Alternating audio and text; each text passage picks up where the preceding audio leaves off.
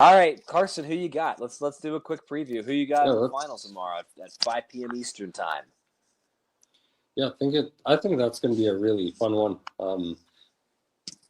If Medvedev plays like that again, he can win. The problem is it's not easy to play like he just did for the last hour. To repeat that? If he repeats that tomorrow, make Medvedev the new world number one. For sure. That was such a great performance from him. And look, here's the thing. He's on a 9-match winning streak now. He's got some pretty good wins. He's obviously feeling very good about his tennis right now. You throw that up against Sinner, looking for his first title on the year, first Indian Wells title that he would get. This head-to-head, you see on screen, 8-7 in favor of Sinner. A little more one-sided towards Sinner in recent times. But I feel like I have to lean Jannik Sinner a little bit, but absolutely wouldn't be shocked at all if Medvedev was able to pull it out. Who's the last player that beat Alcaraz and Sinner back-to-back to win a tournament? Rublev. Yeah. Wait, Rublev? In Madrid, 23. Madrid, yeah. Wow. Yep. I think Rublev is such a hilarious. If Medvedev wins tomorrow, on Sunday. No, tomorrow. Yeah, what am I thinking? Yeah. Tomorrow, he will be the third person in the history of tennis to have won a tennis tournament with both Sinner and Alcaraz playing in it. That's crazy. Yeah. And one of them was the one-point slam in Australia earlier this year. Wow. So Rublev currently is the only active pro player to have done it. Yeah. Djokovic never. As in, I think we're talking post-puke center. Post-puke center. Okay. Yep. Wow. I mean, look. If I was betting money, a thing that I don't do because gambling is destroying generations, I would bet on Sinner still. But after what we saw today, you cannot write off Daniil Medvedev. Yeah, that's going to be a fun one to watch. Definitely. Like if you have plans and they're loose plans, cancel them because that's going to be an awesome match. And I believe we'll be covering it right here on Talking Tennis, sponsored by Tennis Warehouse Europe, which doesn't ship stuff to me, which makes me a little sad, but they can if you're in Europe. Yep, indeed. But we will be covering it. Unless our producer needs anything else from us, I think we will wrap it right there. Thank you very much, both of you. That was highly entertaining. Well, before we go, Fergus, anything to plug? What are the dates for your American tour again? So the dates I can't disclose right now because it's too secret that I'm planning to just knock on your front door one day without telling you and just be like, hey, I'm here. And then you can go, drive off into the sunset. Yeah. Our guest bedroom doubles as my office, and I start my day at 6 a.m. So I'll just be in here, waking you up with a cup of coffee and a smile. Yeah. And then at 5:59, I'll knock on your front door, wake up your children and your wife, and I'll really piss you off. This reality show sounds almost as good as The Secret Lives of Mormon Wives, season 4 out now on Hulu. We just hit 27,400 subscribers. Carson, anything to plug before we get out of here? I think, are we doing both finals tomorrow? I think on here. I think John knows that. I think so. We should be. Yeah, we should. I know we're doing the men's, but I assume Nick will be doing the women's final. Oh no, our producer John Silk. If you wanna catch John Silk talking about tennis, which 27,400 of you do, then ask him how tall he is. Ask him if he's 6'7" or 6'8", because there's some debate. we just don't know.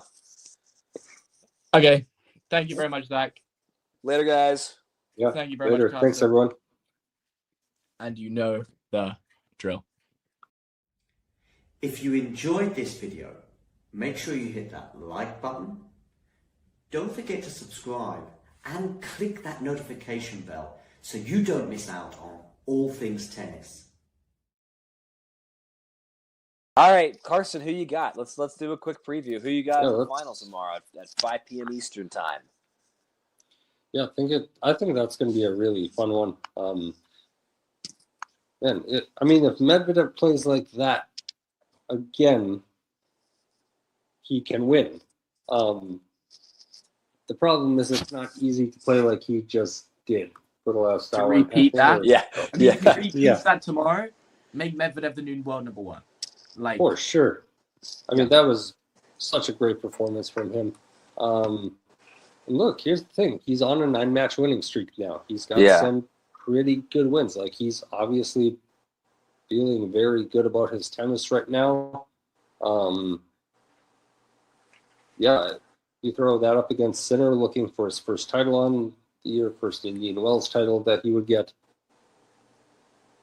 The other side you see on screen, 8-7 in favor of Sinner. A little more one-sided towards Sinner in recent times, but I feel like I have to lean Jannik Sinner a little bit, but absolutely wouldn't be shocked at all if Medvedev was able to pull it out. Who's the last player that beat Alcaraz and Sinner back-to-back to win a tournament? Rublev. Rublev? Wait, Rublev? In Madrid, 23. Madrid, yeah. Wow. Yep. I think Rublev is such a hilarious. If Medvedev wins tomorrow, on Sunday. No, tomorrow. Yeah, what am I thinking? Yeah. Tomorrow, he will be the third person in the history of tennis to have won a tennis tournament with both Sinner and Alcaraz playing in it. That's crazy. Yeah. And one of them was the one-point slam in Australia earlier this year. Wow. So Rublev currently is the only active pro player to have done it. Yeah. Djokovic never. As in, I think we're talking post-puke Sinner. Post-puke Sinner. Okay. Yep. Wow. I mean, look. If I was betting money, a thing that I don't do because gambling is destroying generations, I would bet on Sinner still. But after what we saw today, you cannot write off Daniil Medvedev. Yeah, that's going to be a fun one to watch. Definitely. Like, if you have plans and they're loose plans, cancel them because that's going to be an awesome match. And I believe we'll be covering it right here on Talking Tennis, sponsored by Tennis Warehouse Europe, which doesn't ship stuff to me, which makes me a little sad. But they can if you're in Europe. Yep, indeed. But yeah, we will be covering it. Unless our producer needs anything else from us, I think we will wrap it right there. Thank you very much, both of you. That was highly entertaining. Well, before we go, Fergus, anything to plug? What are the dates for your American tour again? So the dates I can't disclose right now because it's too secret that I'm planning to just knock on your front door one day without telling you and just be like, hey, I'm here. And then you can go, drive off into the sunset. Yeah.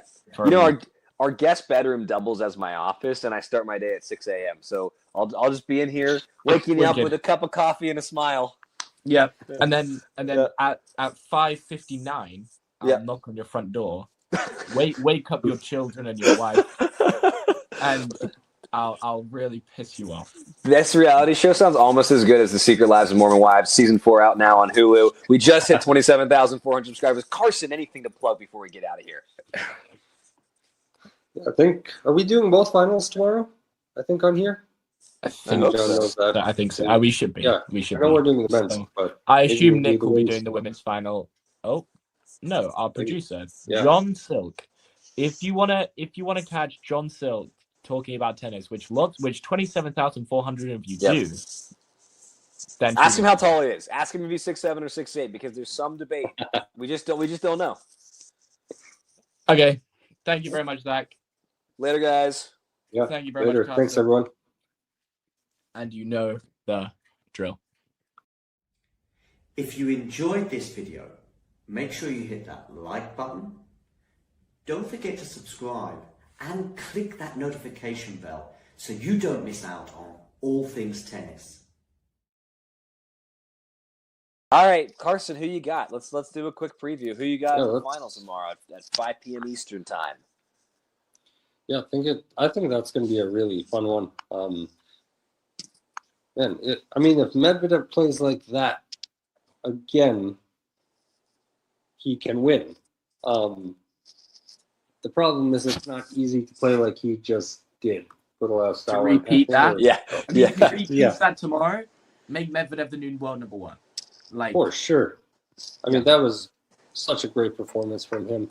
And look, here's the thing. He's on a 9-match winning streak now. He's got some pretty good wins. Like, he's obviously feeling very good about his tennis right now.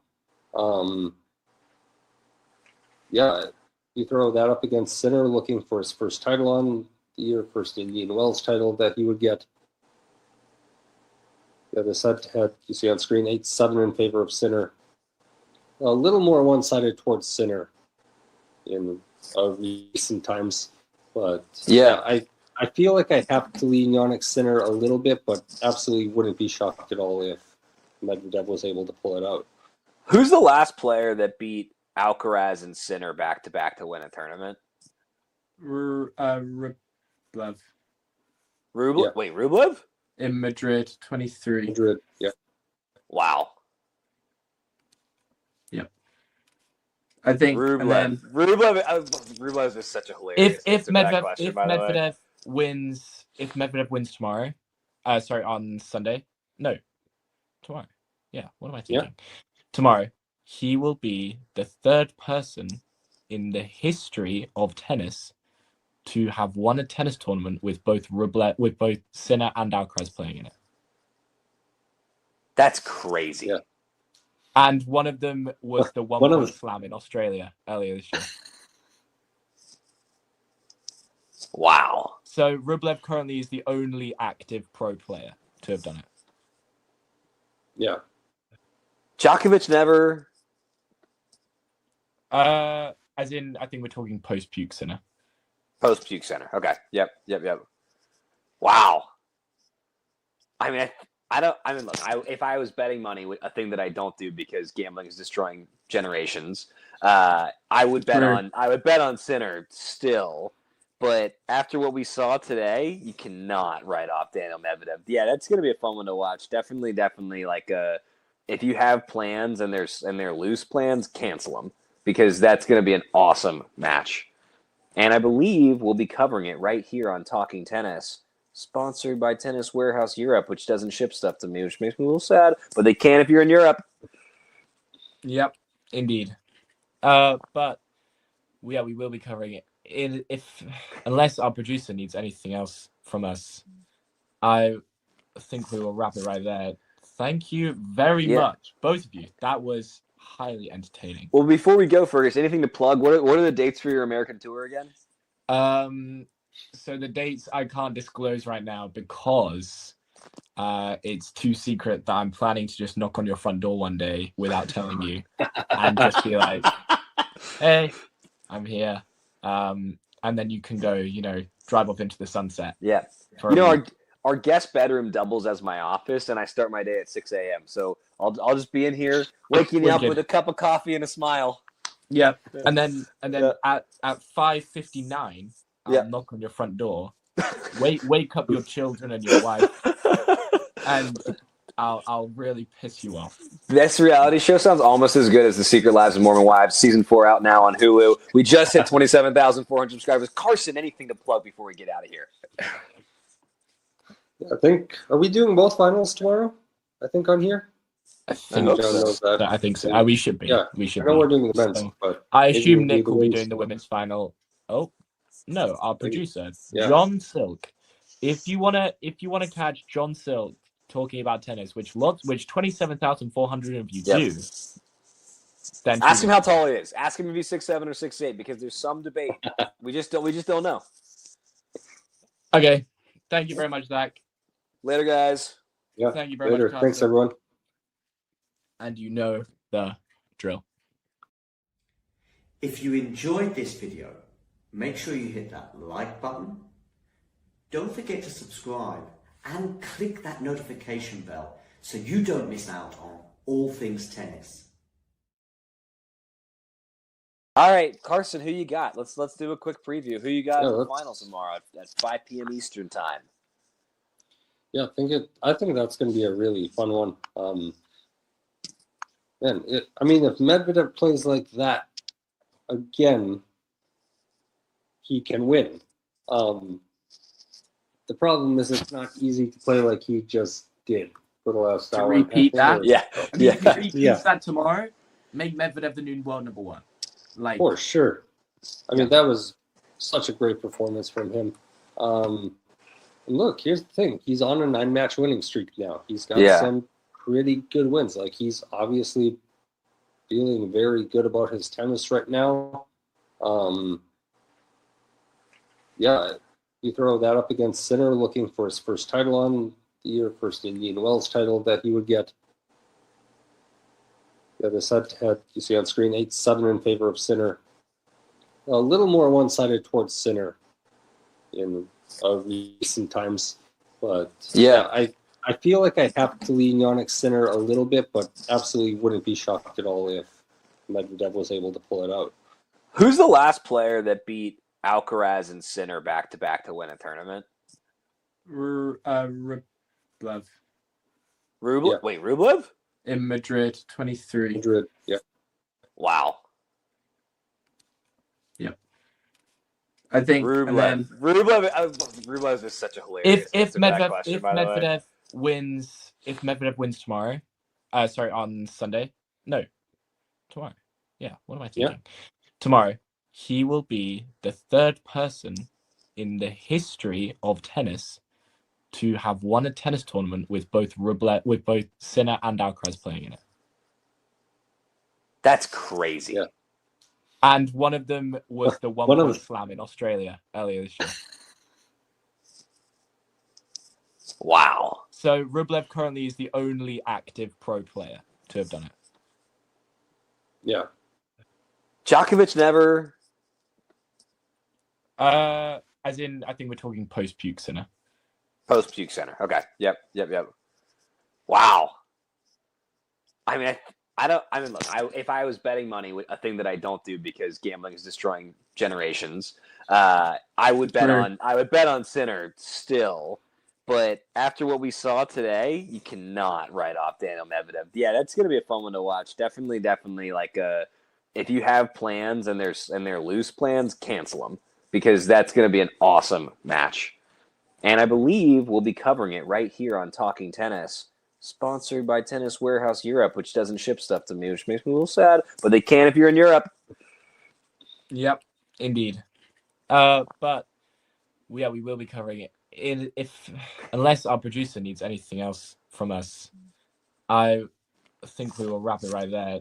Thank you very much, both of you. That was highly entertaining. Well, before we go, Fergus, anything to plug? What are the dates for your American tour again? So the dates I can't disclose right now because it's too secret that I'm planning to just knock on your front door one day without telling you and just be like, hey, I'm here. And then you can go, drive off into the sunset. Yeah. Our guest bedroom doubles as my office, and I start my day at 6 a.m. So I'll just be in here, waking you up with a cup of coffee and a smile. Yeah. And then at 5:59, I'll knock on your front door, wake up your children and your wife, and I'll really piss you off. This reality show sounds almost as good as The Secret Lives of Mormon Wives, season 4 out now on Hulu. We just hit 27,400 subscribers. Carson, anything to plug before we get out of here? I think, are we doing both finals tomorrow? I think on here. I think John knows that. I think so. We should be. Yeah, we should. I know we're doing the men's, but I assume Nick will be doing the women's final. Oh no, our producer John Silk. If you wanna catch John Silk talking about tennis, which 27,400 of you do, then ask him how tall he is. Ask him if he's 6'7" or 6'8", because there's some debate. we just don't know. Okay, thank you very much, Zach. Later, guys. Yeah. Thank you very much. Carson. Thanks, everyone. And you know the drill. If you enjoyed this video, make sure you hit that like button. Don't forget to subscribe and click that notification bell so you don't miss out on all things tennis. All right, Carson.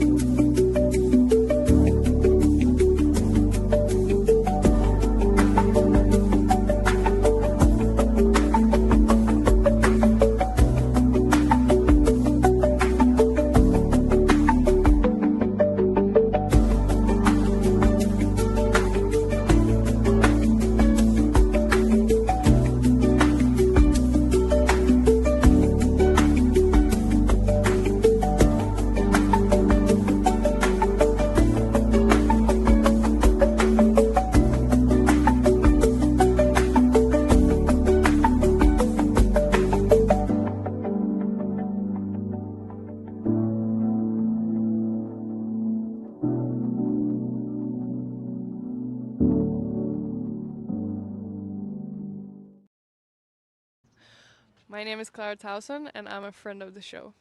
Boom. I am Francisca George, and I'm a friend of the show. Perfect. Hi, my name is Susan Leemans, and I'm a friend of the show. Boom. Yeah. My name is Zainab Sammaz, and I'm a friend of the show. Boom. Hey guys, my name is Sasha Vickery, and I'm a friend of the show. Boom.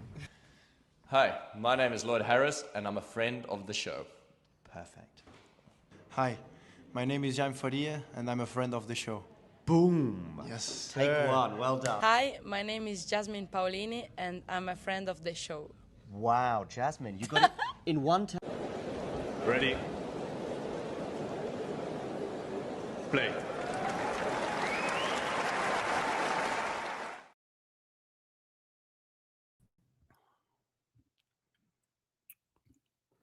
Good afternoon, good evening, good morning, whatever time it is in the world, wherever you are tuning in from. We have Medvedev serving first here, and he should go up 40 love. Yes, he does. Just saw a very epic rally there at 30 love that eventually went the way of the Russian, and he is up 40 love now on his serve. I'm going to share with you the score on the screen. For those of you just tuning in, do hit that like button. And of course, if you are new to the channel, hit subscribe. What have we got going on in the live chat? Go Sinner, says someone. Stadium is practically half empty. It's not very popular in cover. It is extremely popular, but I think there are a few things that have been going on this year, in particular in Indian Wells. I think the temperature today is certainly having an effect in terms of maybe some people who were obviously deciding to buy these tickets spontaneously, because I don't think it was sold out. I'm return serve there for one love, by the way. I think they decided to, see how it pans out. It's just very, very hot. I wouldn't say it's half empty, by the way. Maybe it was half empty 15 minutes ago or 10 minutes ago as the players entered the court. So I think the fans have gone to their seat at the last possible moment. And but I also think there's a few other things at play. I think the world is in a very precarious position right now. I think tennis actually, weirdly enough, has a role in all of this in so many ways. I mean, just look at the person who owns this tournament and understand what is going on in the world and their role in it.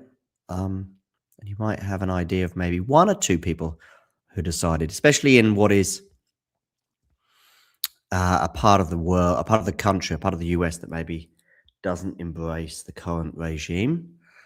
But anyway, that's speculation, to be honest with you, not much. But certainly the weather will have played its role. Okay, Medvedev held comfortably to 15, so that's a good start for him. Of course, we heard the guys pre-match speculating, can he repeat the performance he did yesterday? And if he does, then he has a great chance of winning. But can he keep that going, that level that he produced against Carlos? Well, for the first few points of this match, arguably he can. I mean, he did great there attacking the Sinner serve, and he's love 15.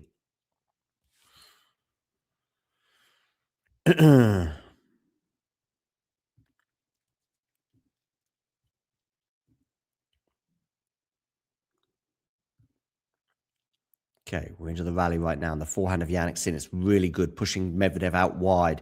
But that's a good forehand from Daniil, but Daniil's going to run. But what incredible depth there from Daniil. Of course, the head-to-head right now favors Jannik. But it was so long ago that it was all very much one-way traffic in terms of Daniil winning all the matches. This rally's going on for quite a while. I mean, Medvedev is oh my goodness me. Oh, a net cord there. Sits up forehand now for Medi. Good defense there from Jannik. Can he defend this? No, he can't. That rally was wild. And if for nothing else, it was wild because Medvedev was just going and going and going.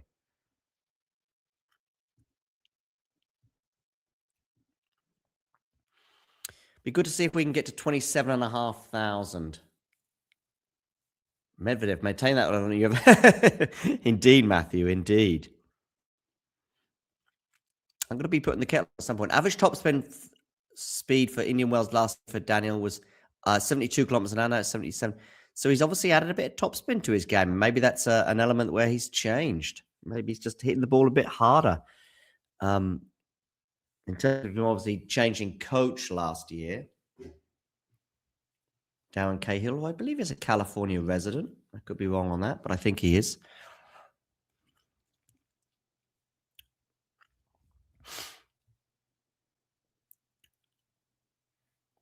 Okay. So Sinner serving. 15-30. Down the tee, it's a good serve. Well turned by Medi, and Medi's gone big on the backhand, and he's got to take those kind of risks on board, and it didn't quite work out from there, but no doubt he'll reap the rewards later on in the match, potentially.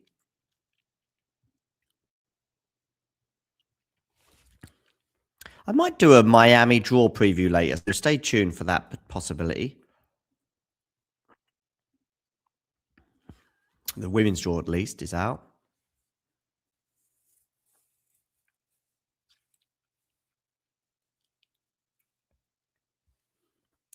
$40-30 now.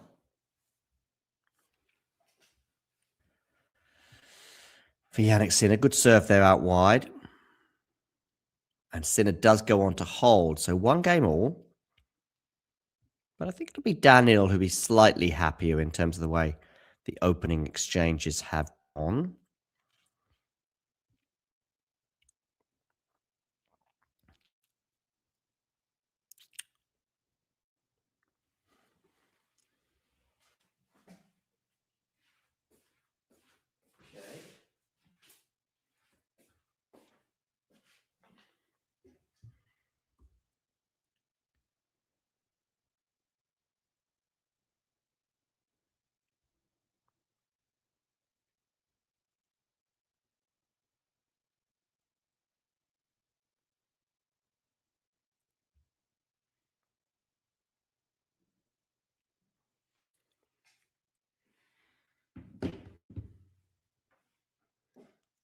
Love here for Daniil Medvedev. Good serve out wide.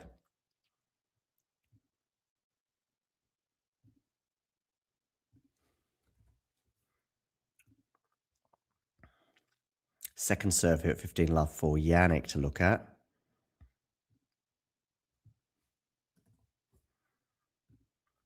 Good forehand cross court there, but well done, Jannik, for getting his racket on that. Now he's gone for the lob. Has that lob gone long? I think it has. Yes, just.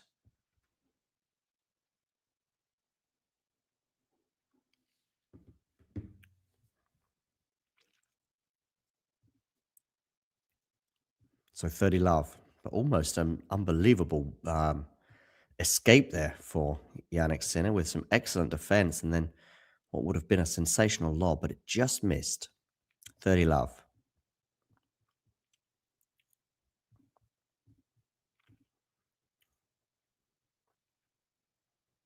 Backhand here from Medvedev into the backhand of Jannik. Forehand drive is going to miss for Medi. I think he's feeling pretty good about his tennis right now. I mean, the 9-match winning streak from Dubai. Was it Dubai or Doha? I'm not sure. One of the Middle Eastern tournaments anyway. Coming into this one in Indian Wells, where he's in his third final. We did see, of course, someone on the women's side today get to their third final and eventually win the title for the first time in the form of Arina Sabalenka. Can Daniil Medvedev repeat the trick on the men's side?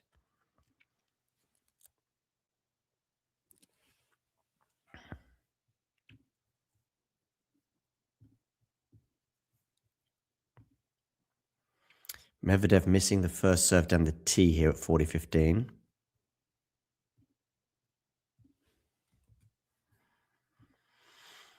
Backhand from Sinner just over the net. Some low net clearance here from Jannik.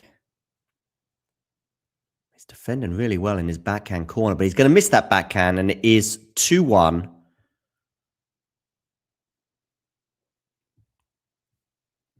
To Daniil Medvedev.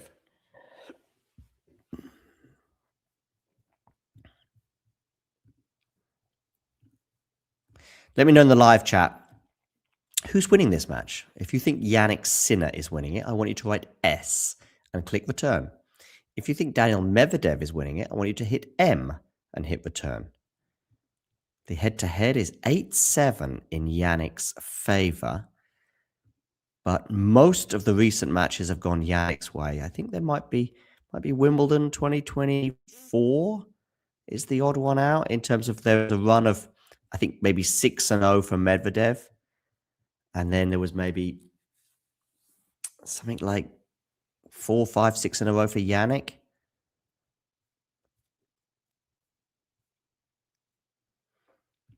So it's a tough one. I've got Sinner to win this match, pre-match.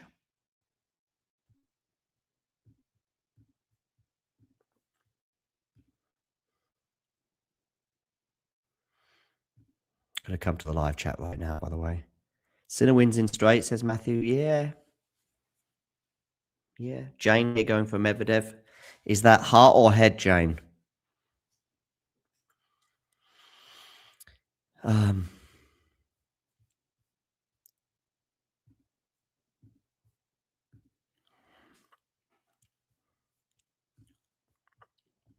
Okay, Jannik Sinner to serve at 1-2. I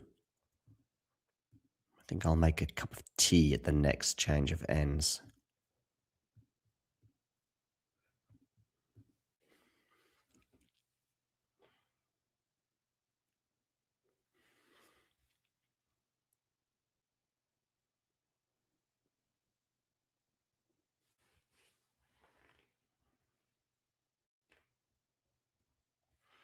Sinner here serving 1-2, 15 love. Is it me or most of the classic matches in this tournament have been nighttime matches? You might argue that second semi-final, even if it was straight sets between Medi and Alcaraz yesterday, was close to being sort of classic territory. Maybe we need a third set though for that.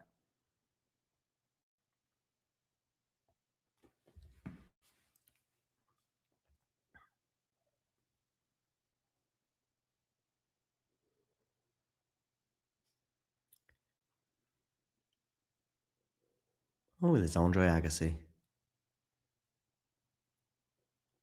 course, he's from Las Vegas originally, which I think Nevada is a neighboring state.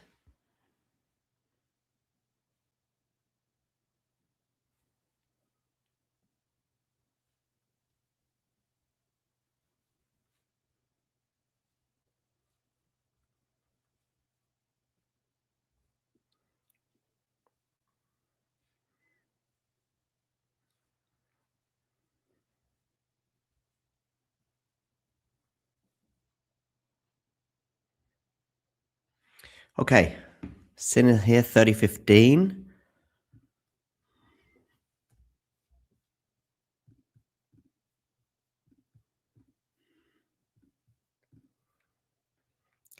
It feels like Jannik in two tight sets, but Medi started quite well, but we have got to 40-15 now here on the Sinner serve. Hastening up the speed towards my tee.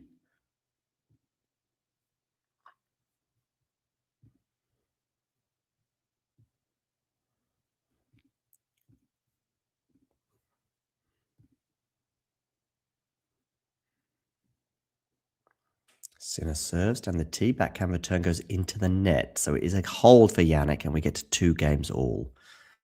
We've not had a deuce on either of the 4 service games so far, as both players look reasonably comfortable. All right, is Jannik about to change that narrative? We'll see. 2 games all here. Medi serving. Neither of these 2 players, of course, have won the title in Indian Wells before, so something is going to give. And if it's Sinner, of course, I think he'll be dispelling some of those doubts regarding his particular form after losses to Djokovic and Mensik in recent weeks. Oh, a backhand into the net there from Medvedev, meaning love 15 to begin this service game.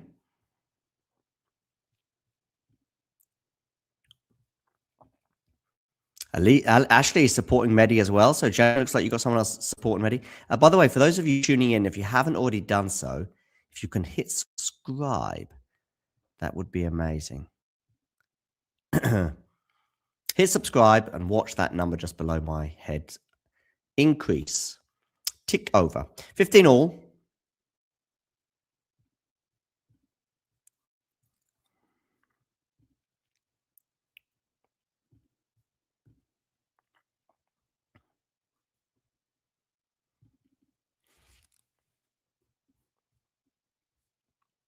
Okay, we're into the rally right now. Forehand of Jannik, forehand of Medi, forehand Jannik, forehand Medi.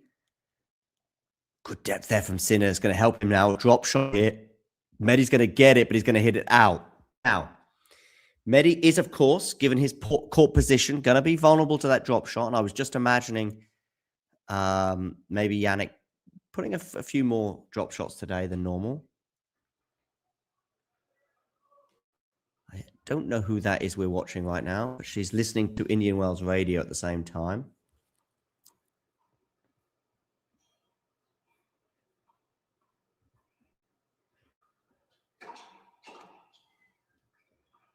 Okay, unreturned serve, meaning 30 all.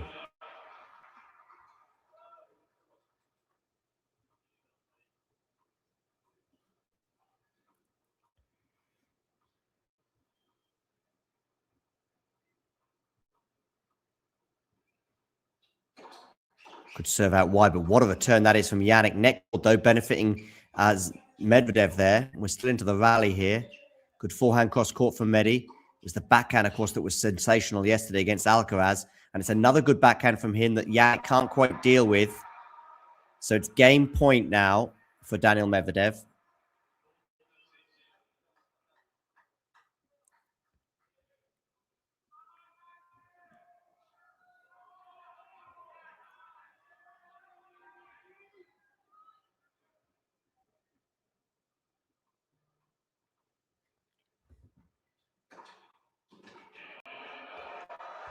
And Medvedev holds for 3-2.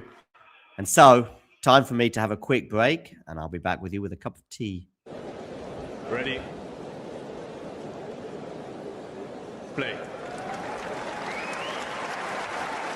And if you're wondering what this little thing is, well, let me tell you now, whether it be tea, coffee, or merely water, it tastes so much better from a talking tennis mug. And you know what? They can be yours if you wish to purchase one from our website. We've also got bags and stickers and hoodies and notebooks. Mira Andreeva. T-shirts as well, of course, coming in both black and white. And we've got a classic jumper for you as well, and many, many other things for you to purchase for excellent prices so you can look like some of the coolest people on the tour. If you enjoyed this video, make sure you hit that like button. Don't forget to subscribe and click that notification bell so you don't miss out on all things tennis.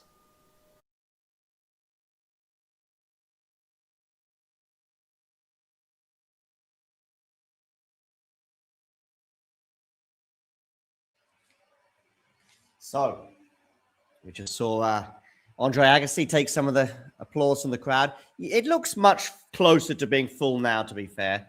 It wasn't staged right at the beginning of the match or just before the match started when it was sort of 2/3 full. But now it's probably 90% full, I would say. Look at this, by the way. Look at this. Talking tennis mug, people. That's what you need to be getting your hands on. If you offered Medvedev Sinner right now, the Indian Wells trophy to hold aloft or this talking tennis mug, I wonder if they might go for the mug.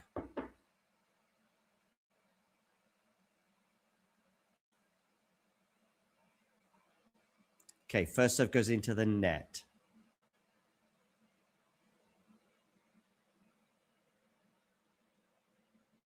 So a second serve here for Daniil Medvedev to look at. Backhand return from Daniil into the backhand of Jannik Sinner. Backhand cross court now. Neither player, of course, having faced a break point in the opening 5 service games as my tea is just about to boil, or more importantly, the water, I should say, is about to boil, not my tea. I can just about hear. Oh, backhand there from Sinner goes into the net. Love 15.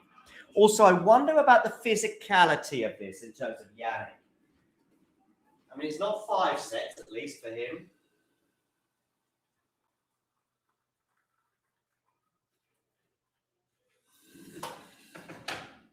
So that's good news. But when things get physical, he's not necessarily the best player. And with this heat as well, who knows? So that's something to keep an eye on. But if it goes 3 sets anyway, of course, it might not even go 3 sets, but.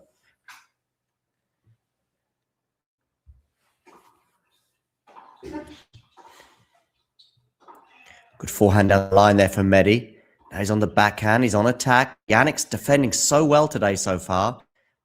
but he doesn't quite defend that. And the reason I mention the physicality is Jannik is already just walking a bit gingerly, and we're only 5 games in, but I wonder if he's being affected by the heat a little bit more than some of the other players we've seen today and maybe even in recent days. There's your mate Bill Gates, Ghosty. Andre Agassi sat just in front of him. Anyway, love 30. We have had love 30 already on the Jannik Sinner serve, but then he won the next 4 points in a row to hold, and might well be the same again because he's just put a nice serve out wide to get to 15-30. Oh, this is just a talking tennis mug, isn't it? That's all that is. Glad you asked. I know you're an inquisitive bunch.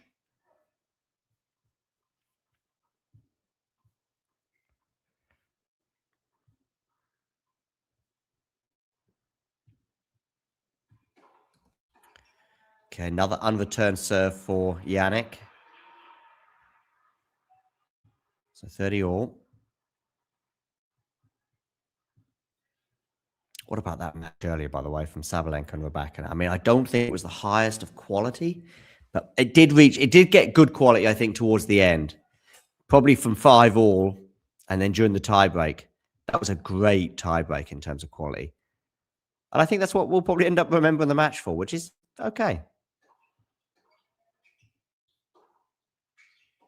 Obviously, the line about shite as well, the shite return, and then Arena steps it up. That we'll also remember that. And we have gone from love 30 to 40-30 on the Jannik Sinner serve.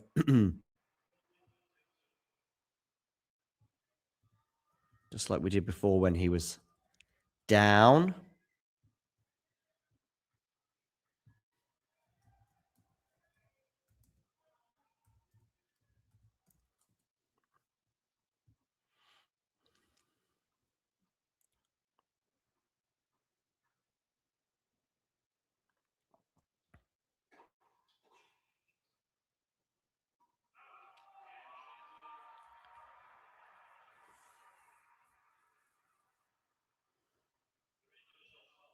Okay, hold of serve for Jannik Sinner, so 3 all.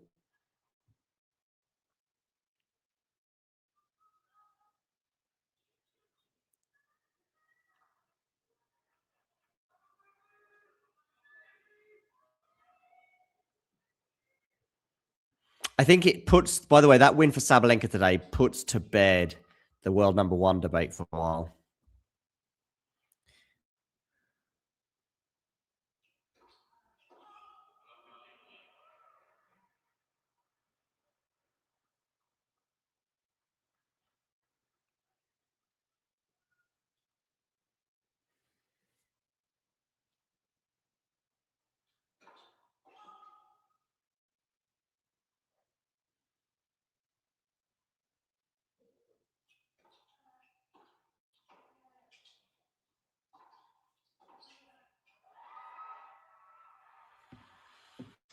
Love 30 now.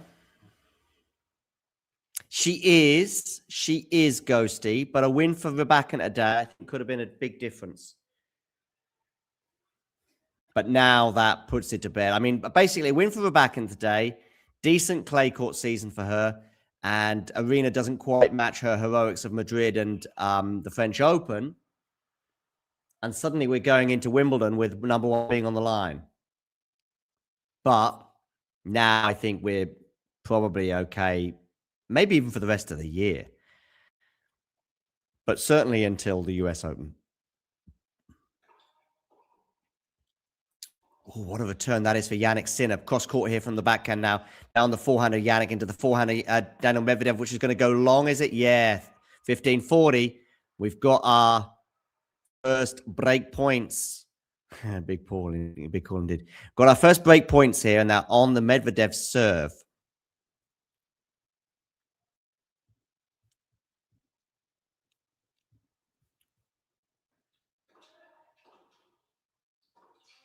Oh, good forehand there from Medi. Can he put this drive volley away? Can't. Can he put the volley away? Can.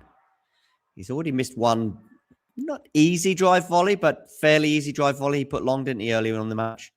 Anyway, he saved one of these break points. Can he save the second one?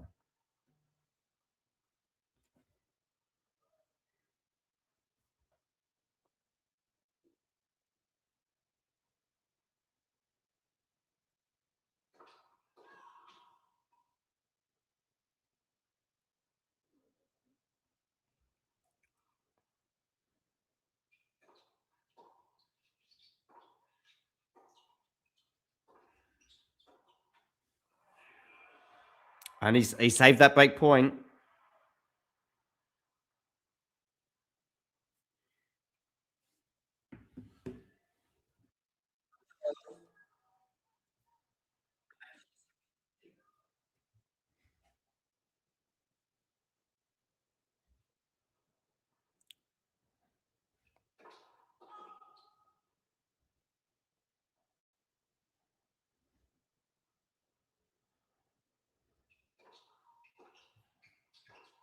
Okay, juice here, by the way.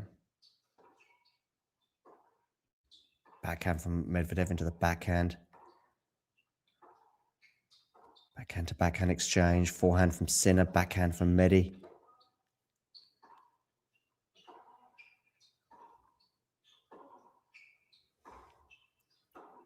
Ooh, change of direction there from Jannik. Doesn't quite work.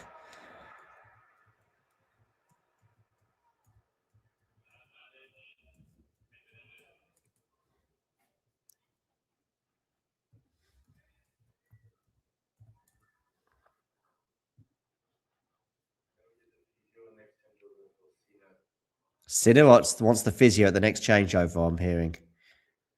So, I said to you earlier that he's struggling a bit physically. And yet he's still pressurizing the Medvedev serve here. We are now back at deuce.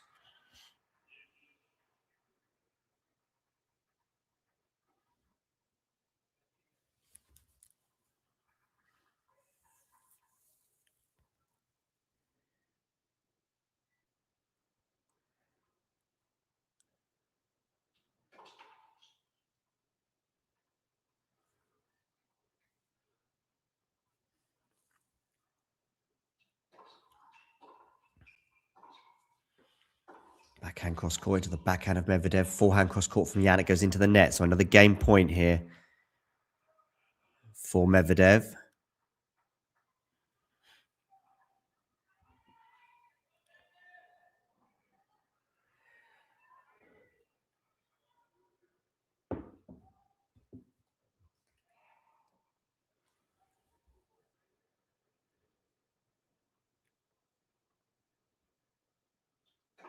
So it's done the T, but misses.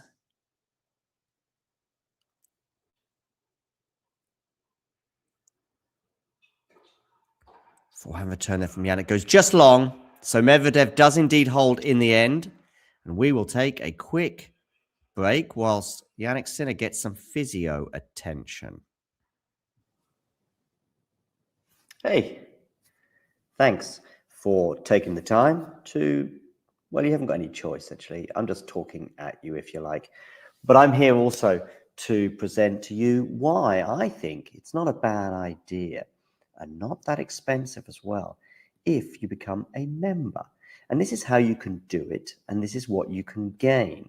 So if we look here at the Talking Tennis sort of homepage, if you like, on YouTube, we can see this little button here which says join. It is also pinned in the live chat as well, and you can also, I think, see it just below most of our videos, certainly the live ones and so on.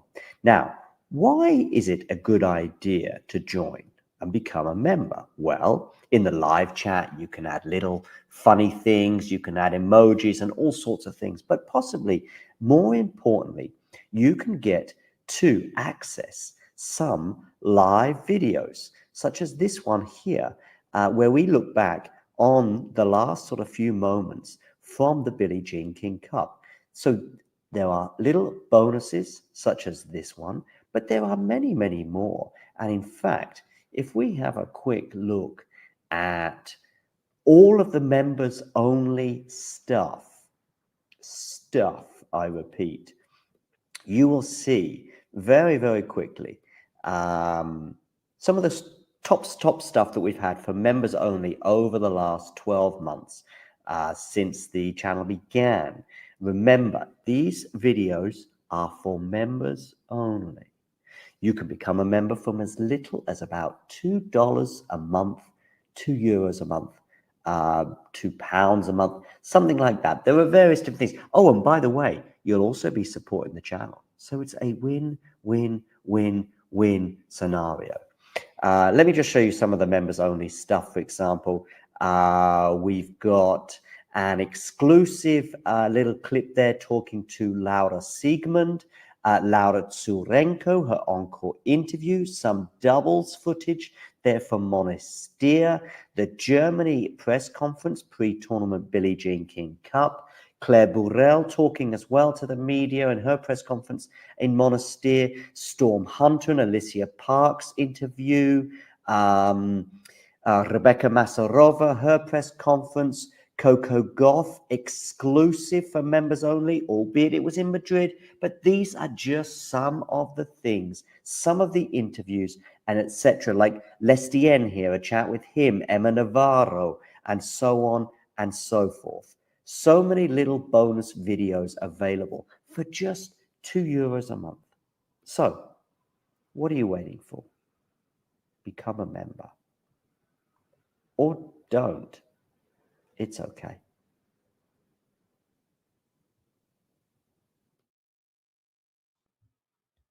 And we are back, ladies and gentlemen, with Jannik Sinner serving at 3-4, 30 love.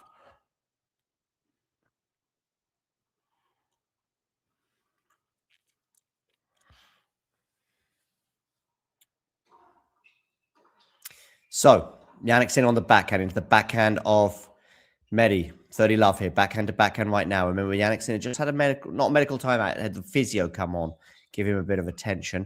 That is a terrible drop shot from Daniil Medvedev. In fact, one you won't see a worse drop shot than that, even at your local club. Even if you go and give the ball to Ghosty and say, Ghosty, hit me a drop shot, it'll be better than that one you just saw from Daniil Medvedev.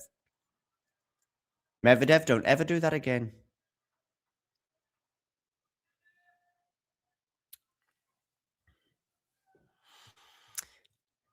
And as a result, Sinner wins the point, and he now gets to 4 games all, 34 minutes on the clock. So as we get towards the business end of this set, it's over to you, Daniil Medvedev. There you go. There you go, Ghosty.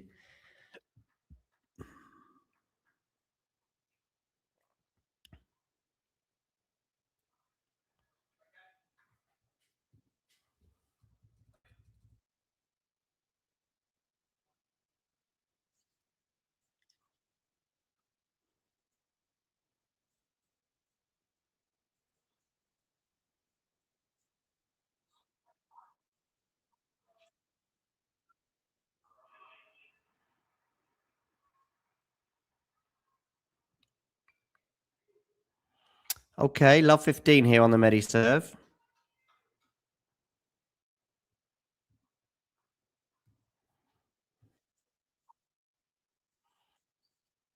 Medi forehand, the forehand of Jannik.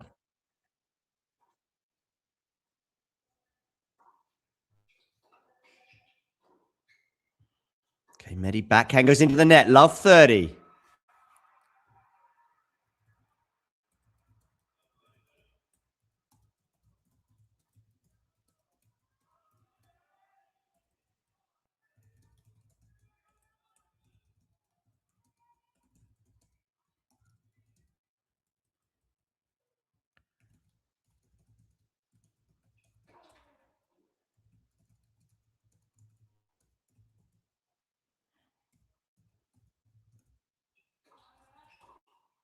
Okay, could be another break point here for Sinner. He's had a couple already in this match, and they've gone at begging. But no, not this time, because it's 15-30 as Sinner goes cross-court, but goes too wide.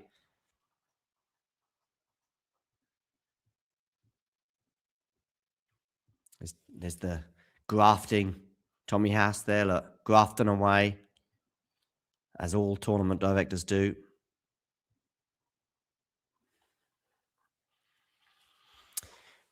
$15-30 here. Second serve as well for Sinner to look at.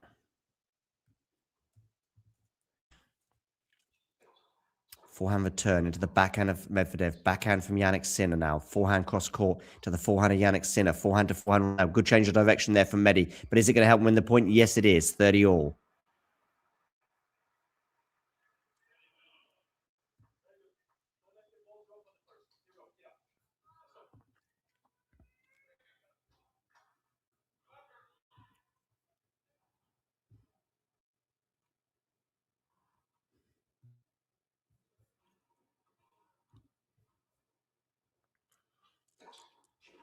Oh, miss hit return from Jannik. And so it's 40-30.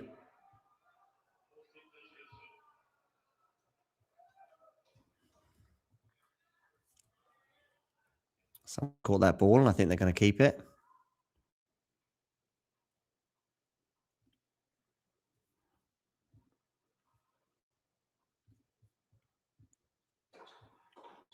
Decent serve down the tee, but Jannik's dealt with it really well. Now Jannik's on the forehand. Defense here. Jannik should put that volley away and does, and we're at deuce.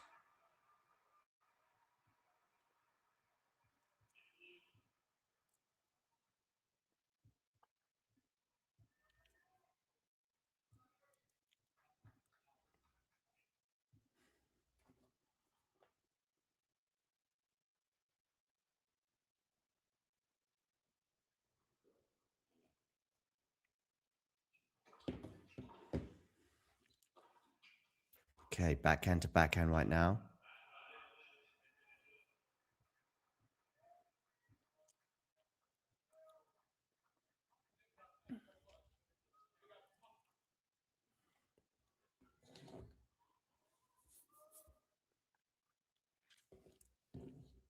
So, game point for Daniil Medvedev. Misses the first serve. He's the one who's just under a little bit more pressure on his serve at the moment than Jannik, but Jannik's been in a couple of love 30s. Ooh, second serve. Okay, where are you going to go with this second serve? Down the tee, forehand return. Forehand from Medi into the backhand of Jannik Sinner. Backhand now from Medi. Could have gone into the net there. Maybe he should have done, because it would have made that volley a bit easier. And as a result, Sinner takes advantage by passing Medi at the net. But I'm telling you now, if Medvedev had backed up that really good backhand by going into the net, as he should have done, he wins that with a, even for him, who's not the best volleyer in the world, he does have that a fairly easy volley put away. But he didn't trust himself. Then he realized as Jannik lofted a ball, he's actually going to have to chase that into the net. But he doesn't do enough with the drive volley. But a good serve down the tee there for Medi is an ace, and it's another game point for the Russian.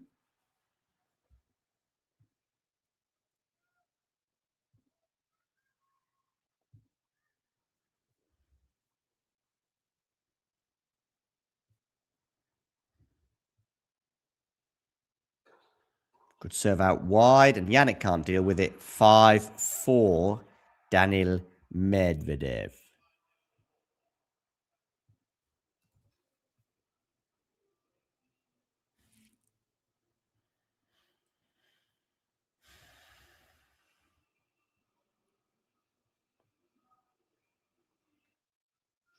Okay.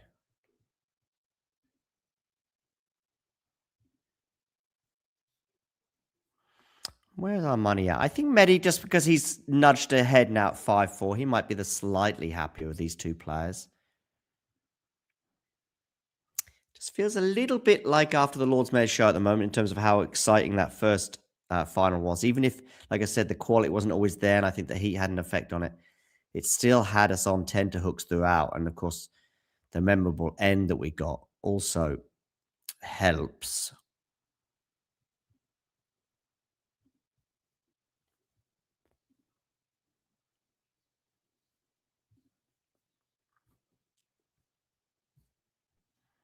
So Sinner now will be serving to stay in this set.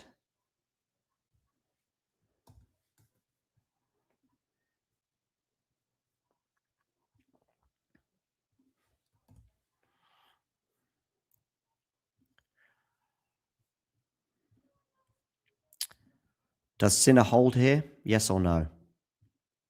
I'm going yes.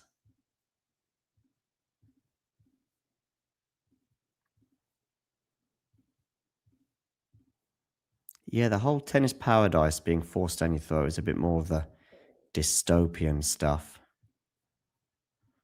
that I sort of touched on before.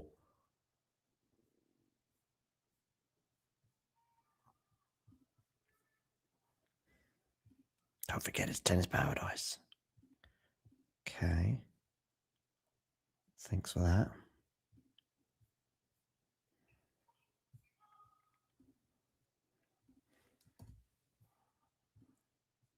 Okay.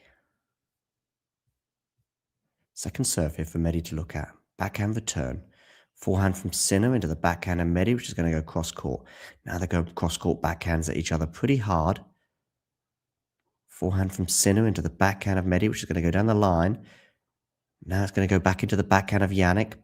Mehdi was on top of this rally, but I think he might have just ceded that advantage. Although just by moving Jannik into his forehand a little bit there, he does end up drawing the error. So love 15.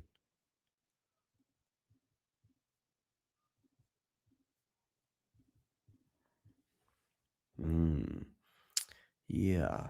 Talking Tennis, brought to you in association with Talking Tennis Mugs. Love 15.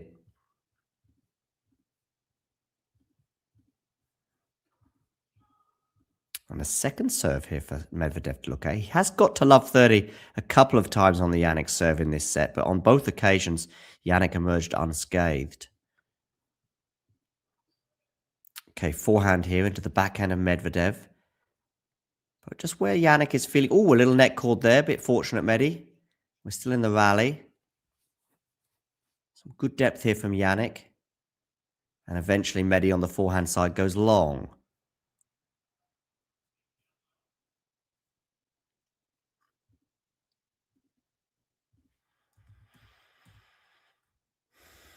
Where are we at right now in terms of the Sinner-Alcaraz rivalry? Not had a match between the two this season yet, which is by their standards and their frequent occurrence that they meet. Remember last year, Carlos saying, look, I see you more than some members of my family. Could serve out wide. Comes in for the serve volley, Jannik, and it works a treat, as does a lot of times when players go serve volley against Mehdi.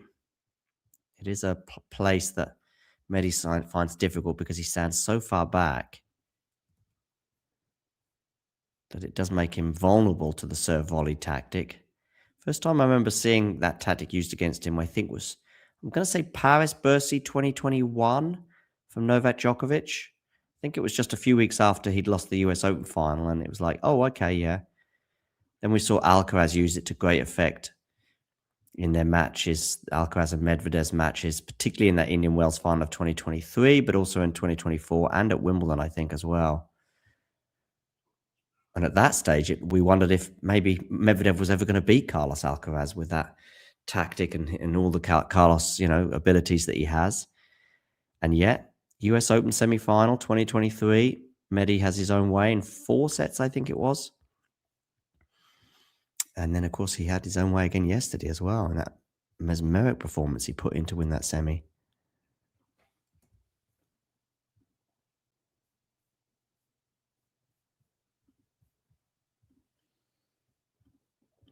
Okay, 40-15 here for Sinner. So 2 game points.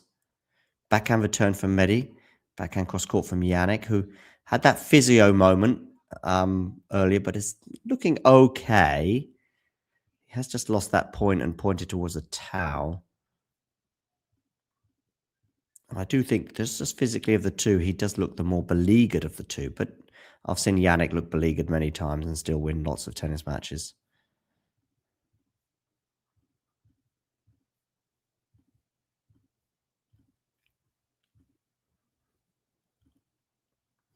Good that we got a couple more subscribers. Thank you for hitting that subscribe button.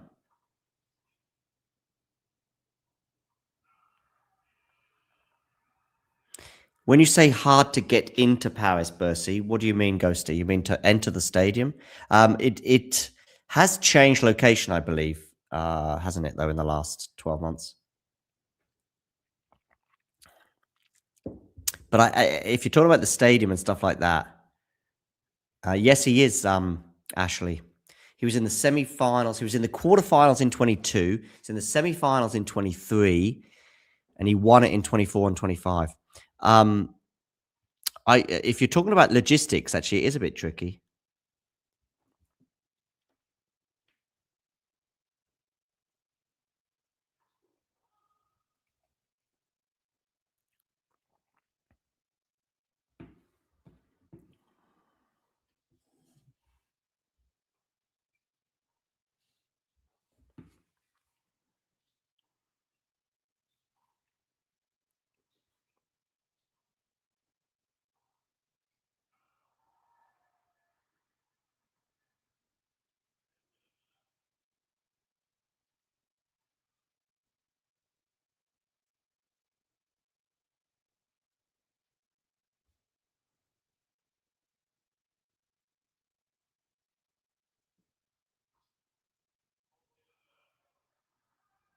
Okay, 40 love Medvedev.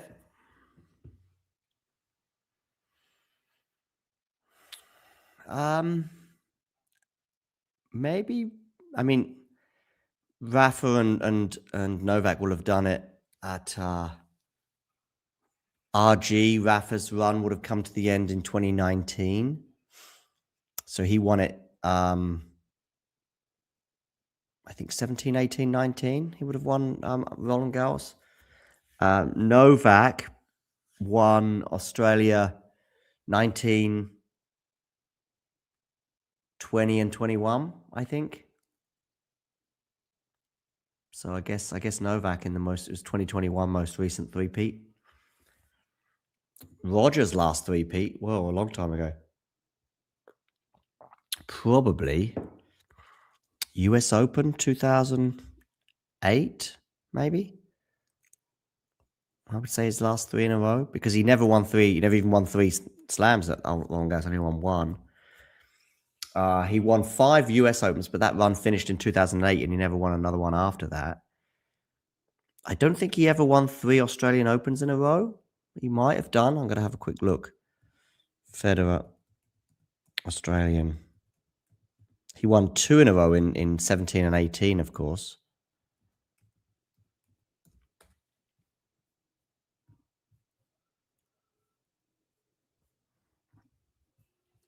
But Federer, yeah, he never did the three-peat in Australia. He won 2, 4, 6 Australian Open titles, but he only ever won 2 in a row in 06, 07 and 17, 18. Of course, he won more than 3 in a row at Wimbledon, but that run came to an end in 2007.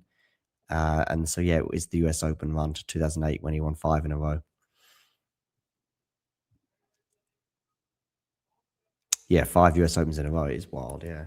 Especially as the US Open since then has been the sort of semi-random slam on the tour. It's the one where none of the big three have more than 5, I think. And it is Roger with 5 with the most. So, yeah, I think Rafa won it 4 times, I'll say. And I think Novak 4 times as well.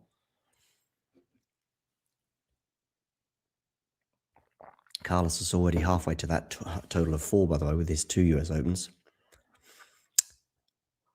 Sinner racing into a 40 love lead here on his serve.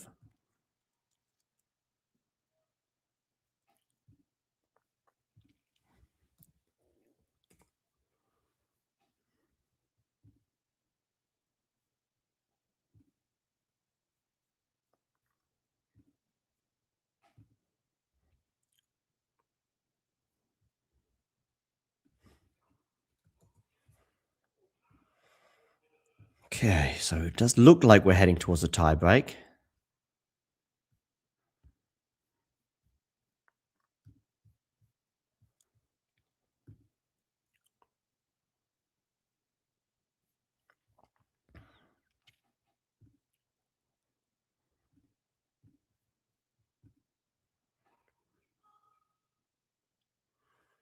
Yeah, he can.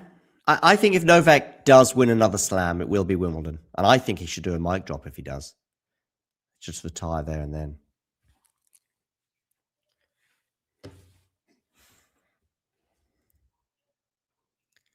Oh, what a backhand Cross court that is from Jannik Sinner to seal the game.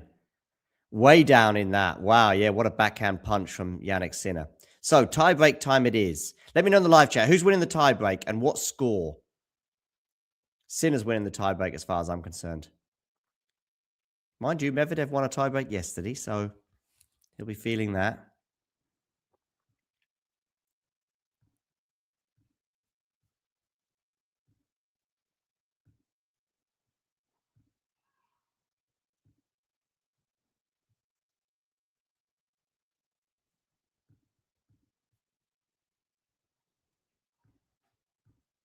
Good forehand there from Medi.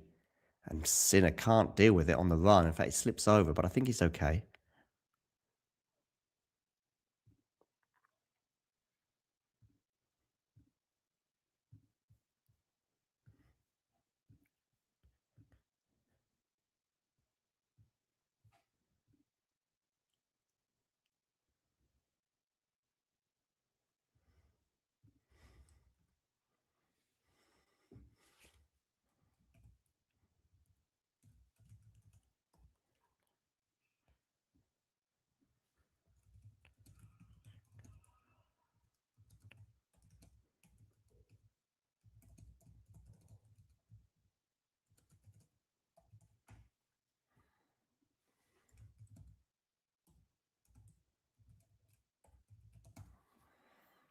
Okay.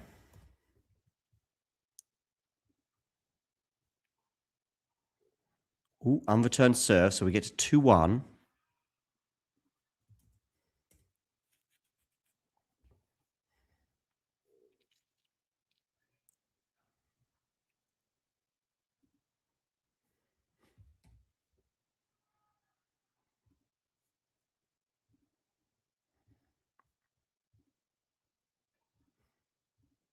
First serve with Medi here goes into the net.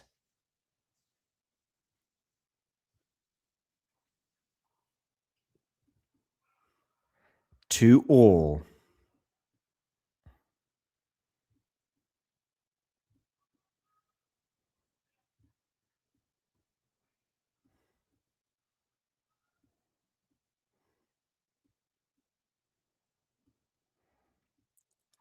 Down the tee.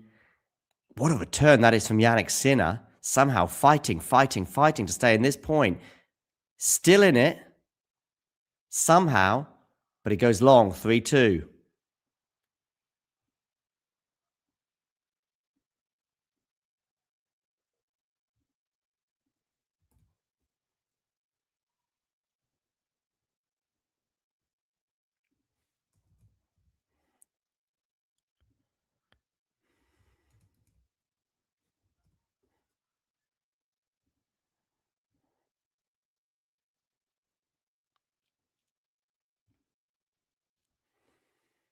Okay.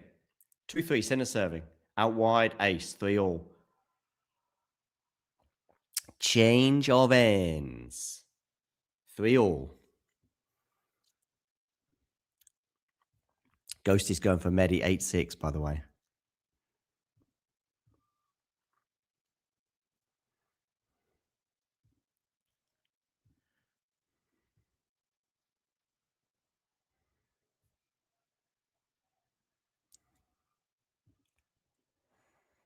Okay, so 3-3. Sinner serving.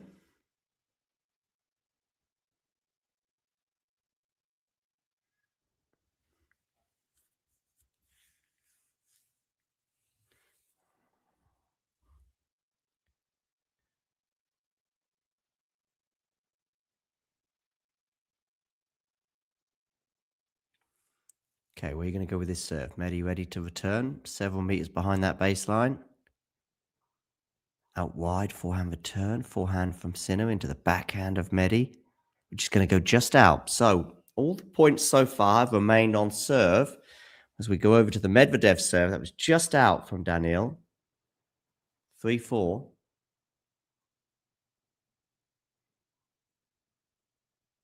Both of these players seeking their first Indian Wells title. Medvedev in his third final, Jannik in his first.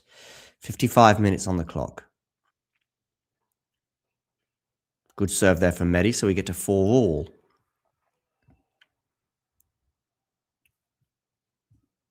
Plenty of support here for Mehdi in the live chat, and that's not even before we think of Jane. Okay, Medvedev to serve. Misses the first serve by some margin.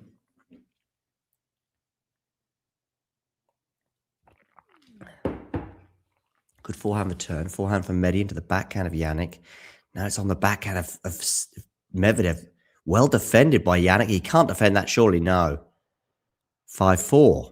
So all 9 points so far have gone with serve.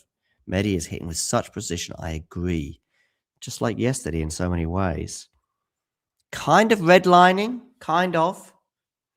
It feels like it can't go on forever. But it might put him in position to win the match like it did yesterday.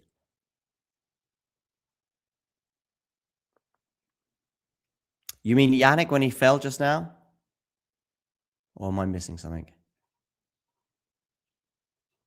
Forehand into the forehand of Mehdi going cross court. Drop shot there from Jannik. Mehdi should get this. Oh, he's let that one go. 5-all. Oh, I see. Why did he drop his racket with that? Yeah, he should have put that volley away. He doesn't trust himself, does he, on the volleys? Yeah, we mentioned that. I mentioned that before. So I see what you mean. He pulls his racket away, yeah. I think, well, he obviously thought it was going out, didn't he? That's what he thought. That was the moment. Look at this, Jane, here. Come on, Mehdi.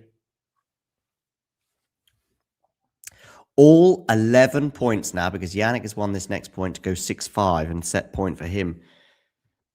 All 11 points so far have gone the way of the server. We might do a Miami draw preview live on the channel. So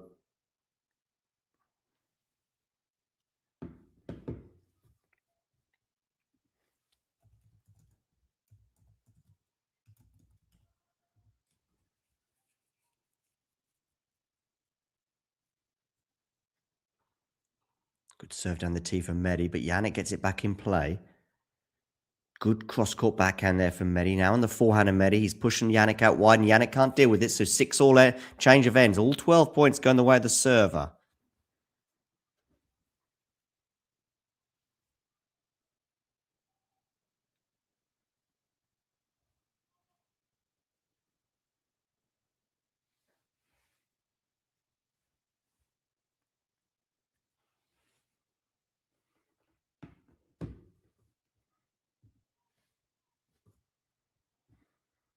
Okay. Yeah, we might do. It's not definite, but I'm just trying to get Brenner in on it probably. Of course, tomorrow we have WTA Weekly with Nick, which I think will be about 11 a.m. more or less Pacific time, something like that. 2 p.m. Eastern time, 6 p.m. GMT. We'll also have ATP Weekly with me and Mert, but it might be very, very early Pacific time. I think it might be about 5 in the morning, your time. Forehand miss here from Mehdi, and it was on his serve. So we have had the first break of serve, so to speak, and it's gone the way of the world number 2, Jannik Sinner. Big call, Ghosty. Yeah, but you got it the wrong way round, potentially.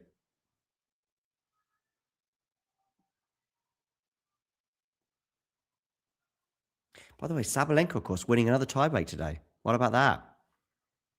Bringing up her tiebreak record.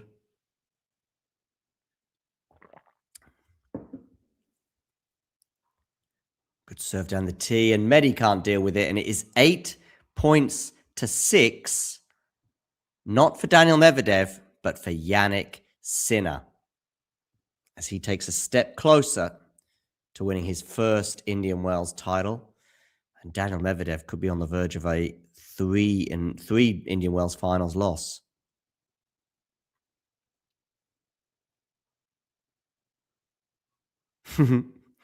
This is funny.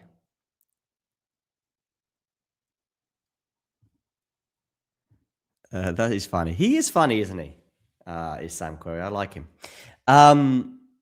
Performance rating, 8.6 for each of these two players. But the serve quality of Jannik's 9.2 and 53% of his serves were unreturned. I don't know if that's about Medi's level on return or Jannik's incredible serving, or maybe a bit of both. At the net today, listen, here's a huge stat. Jannik 7 from 7, Medvedev 4 from 8. And that probably doesn't necessarily include that point, which probably cost Medvedev the set. Medvedev puts that volley away at the net. He's got the mini break advantage and he's serving with set point. But he doesn't put the volley away because he lets it fly past him, thinking it's going to go out, or hoping it's going to go out, perhaps, more than thinking. And also thinking, I don't trust myself on volley, so I'm going to let it fly past. And it flew past and dropped in. And Medvedev afterwards was seen just sort of banging his head like that. Agree, Ghosty. Agree. Unlike Chris Eubanks, that's for sure. Yeah, I mean, that debate, or let's say, or how he rolled his eyes and was upset with Coco van der Weyden. I think there's some people that are suggesting that Coco's maybe not done herself any favors in certain ways that she's behaved before, but okay, fine. But if we look at it as a case-by-case scenario, and I think we should, in that particular instance, I don't think Chris covered himself in any glory. I mean, ultimately, I think he was bothered by the fact that Coco hit a harder serve than he did, and he brought that to the desk, and I don't think he should have done. I certainly don't imagine that if that had been Sam Querrey, I don't think he would have been taking it quite so seriously and be quite so upset.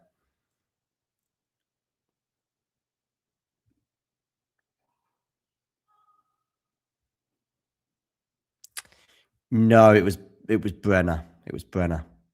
But he might have done it to DK as well. I'm not sure. But Brenner definitely, yeah. Cross-court here, backhands between the two players.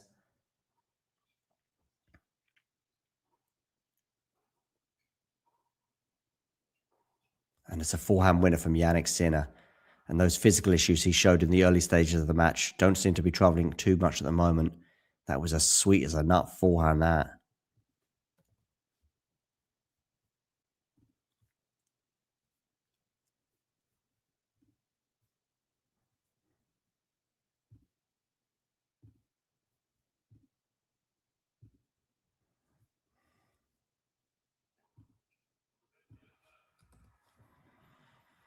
Thirty love, bringing up an applause from Andre Agassi.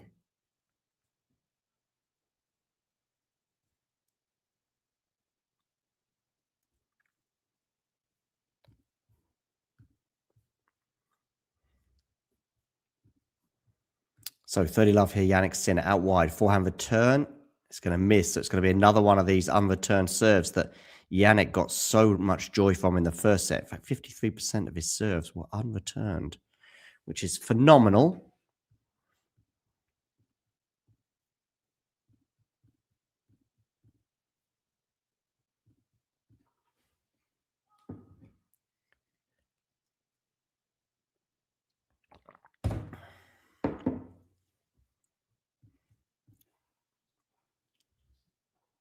Backhand here from Sinner goes into the net, so it's 40-15.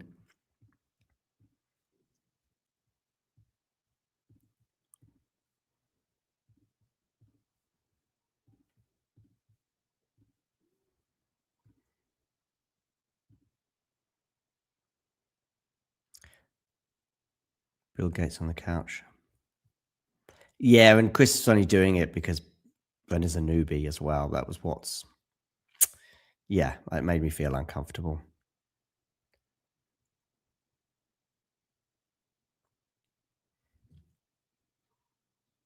Okay, backhand return into the backhand of Jannik.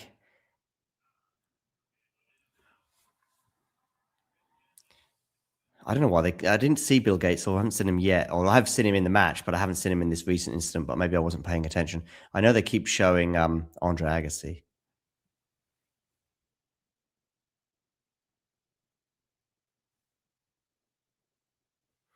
So no Larry Ellison at this year's tournament. I don't know if there's been an Indian Wells before. By the way, maybe he was there. I just didn't see him shown at all. But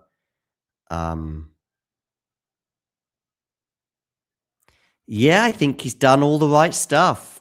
He's done all the right stuff. Move Jannik from side to side.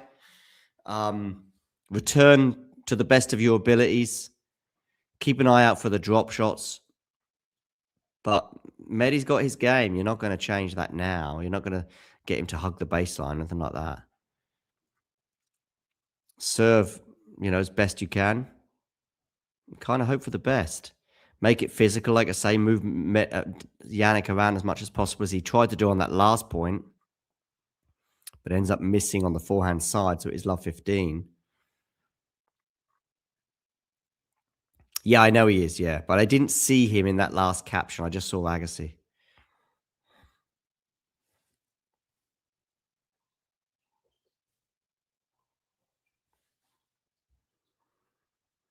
See, look, move Jannik from side to side, but yeah. Okay, 15 all.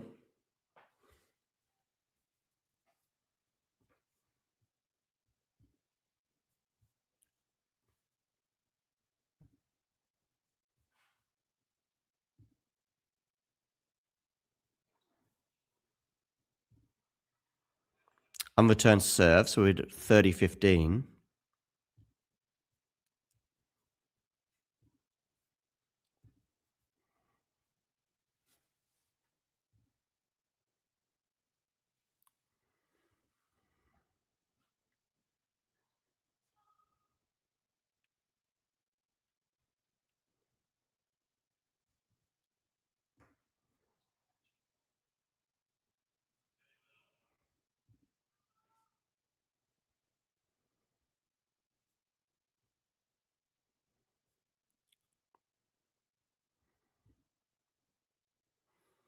$30 all here.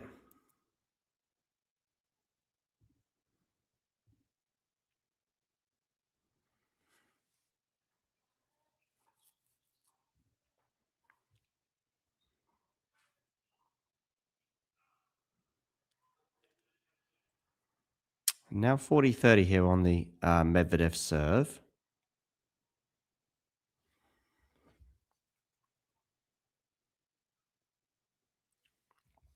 Let's see if Brenner is going to confirm or not.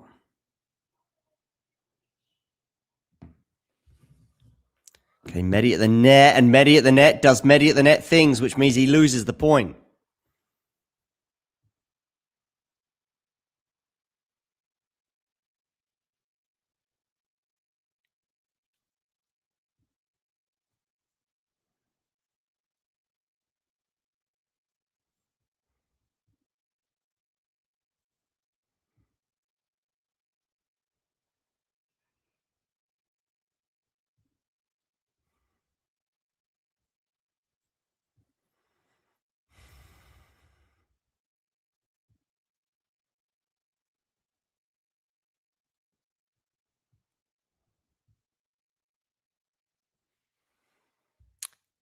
Second serve as well here for Sinner to look at.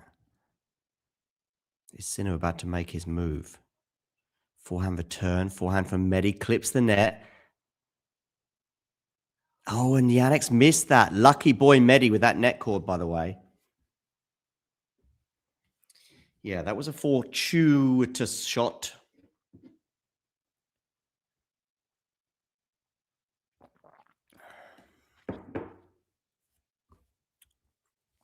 Medi won't want to go down without a fight, so he won't want to just gift this to and let Jannik run away with his second set.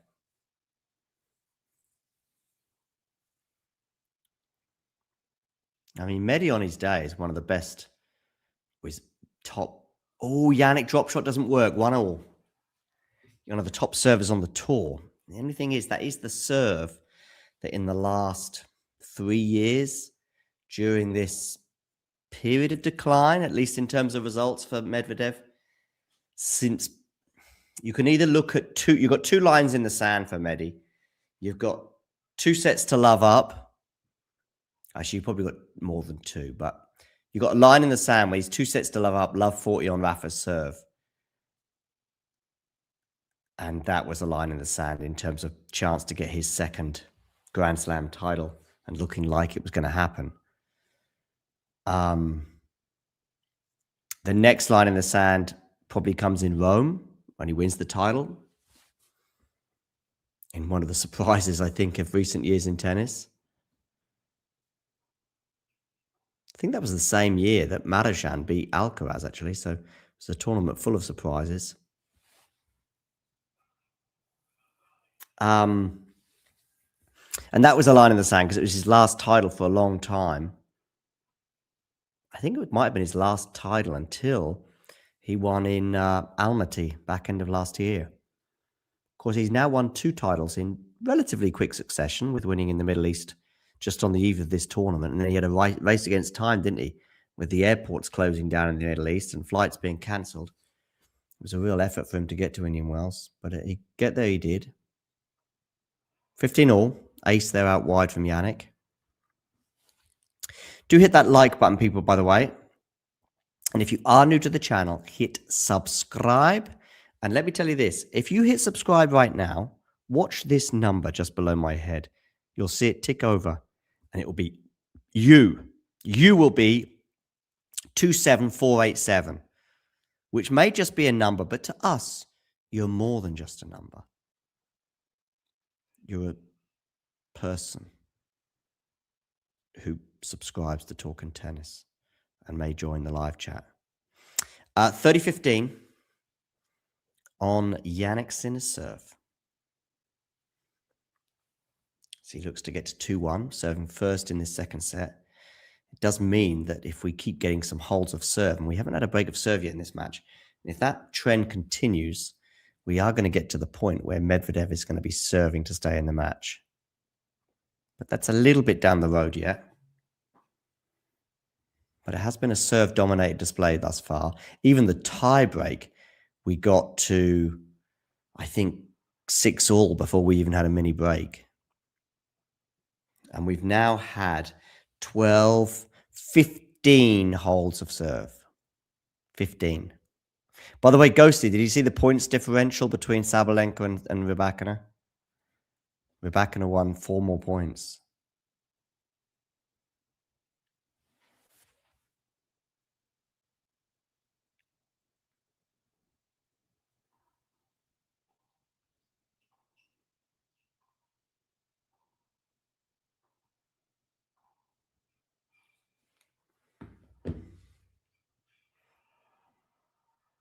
Does feel like Medi's slowing down.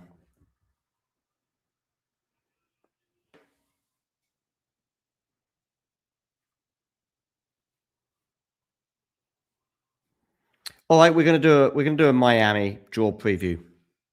So that's now gonna happen. I'm gonna set that one up. We'll take a quick break and then we'll be back. Ready?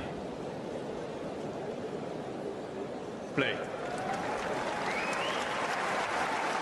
And if you're wondering what this little thing is, well, let me tell you now, whether it be tea, coffee, or merely water, it tastes so much better from a Talking Tennis mug. And you know what?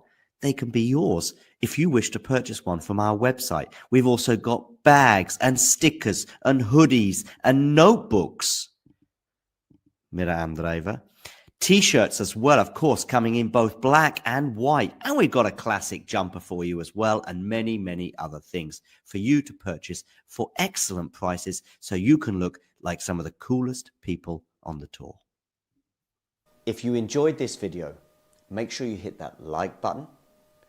Don't forget to subscribe and click that notification bell so you don't miss out on all things tennis.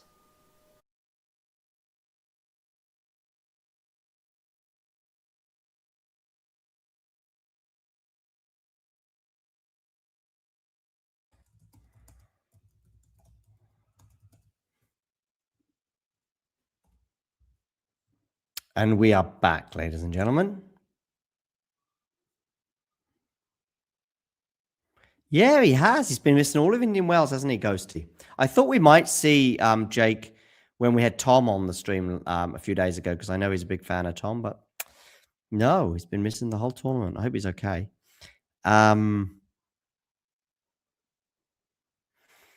Yeah. I know he's been watching some Challenger tennis because I see it from his tweets. So he's still keeping across things, but maybe a little bit less Indian Wells.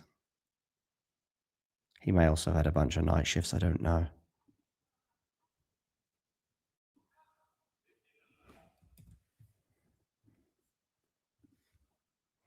Okay, 15 love here on the Medvedev serve.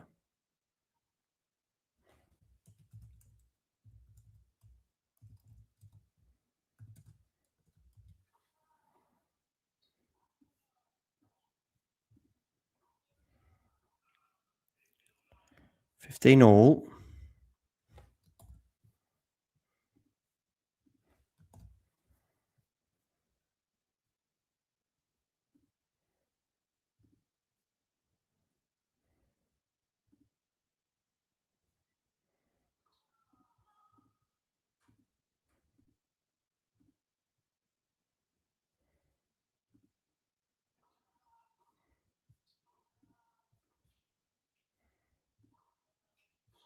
Okay, into the rally here at 15 all.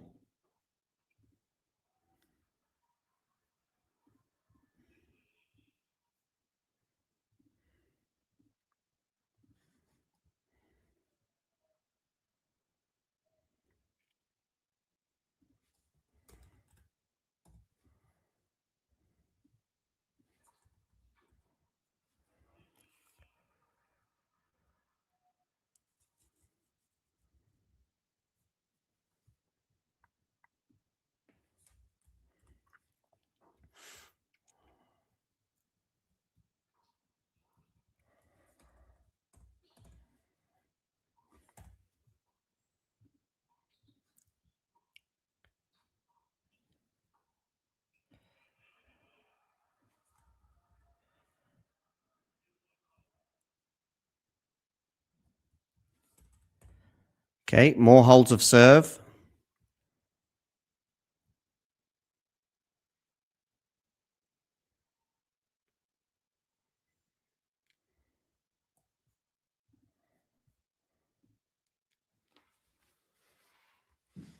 See some more interesting headwear.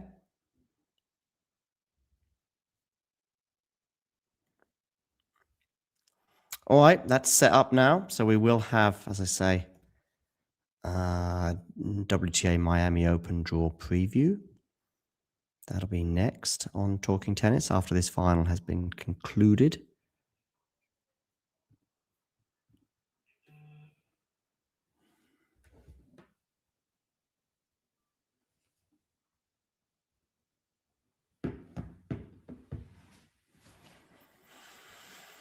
Okay.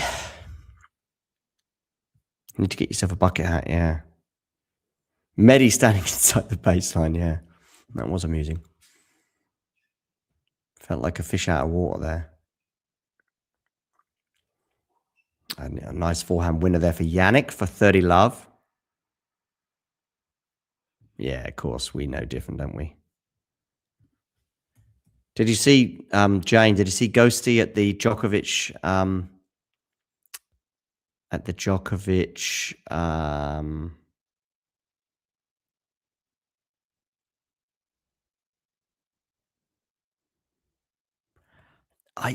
listen, I have to say Christian's court take on the match is slightly different to mine. I don't think Sabalenka played that well. I really don't. I think Rybakina played really well, but I don't think Sabalenka did play well. Just seeing this tweet here.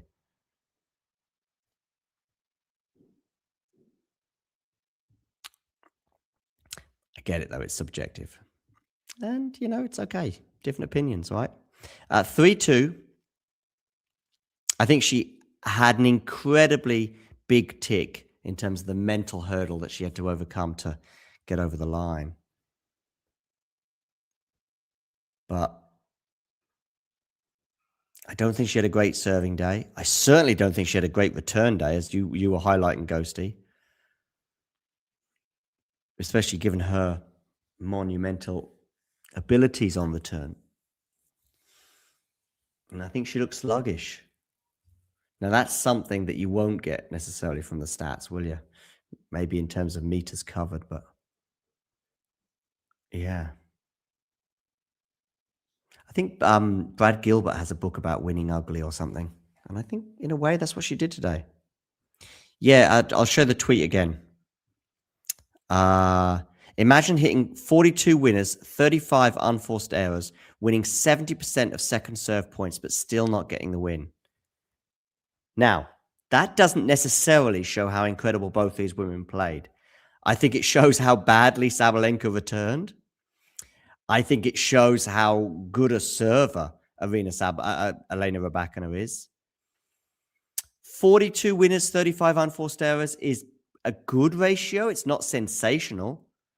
I forget a match recently. It might have even been a Sabalenka match where at the end of the first set, she'd hit 3 times as many winners as unforced errors. I think it might have been Sabalenka in the quarterfinals, maybe. Maybe against Mboko. I'm not sure. That's a ratio. So I don't quite see how these stats really back up suggesting that either player played incredibly. Of course, you can get those stats and play incredibly. You can also get those stats and play either badly or your opponent plays badly. Good question. He's probably getting those from Tennis Channel. Yeah, he's getting those from Tennis Channel, I guess. I just don't think those stats are that 70% of second serve points, but actually normally on second, if you're getting 70%, your opponent's probably not playing that well, especially when you can return as well as Serena can. On the second, she's the best second serve returner in the world, I would say. Anyway, back to this match here. Medi serving at 2-3, and he's raced into a 40-love lead. As again, both of these players look very comfortable on serve. Medi did have to save, I'm going to say 4 break points in that first set, but I don't think we've had any break points in the second set. There's Agassi again. Just seem to see non-stop Agassi today.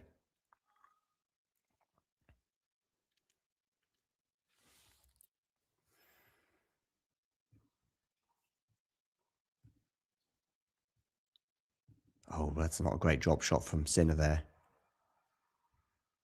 40 love. That was from the Daniil Medvedev school of drop shots, that one.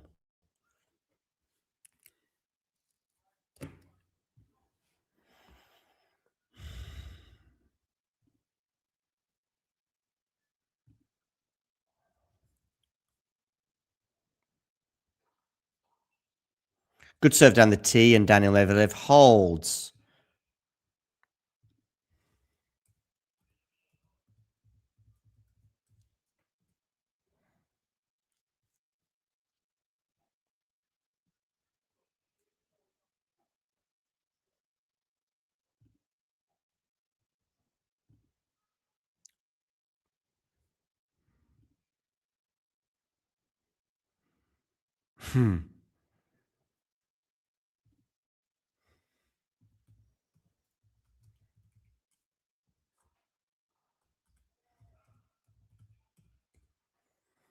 Jannik again.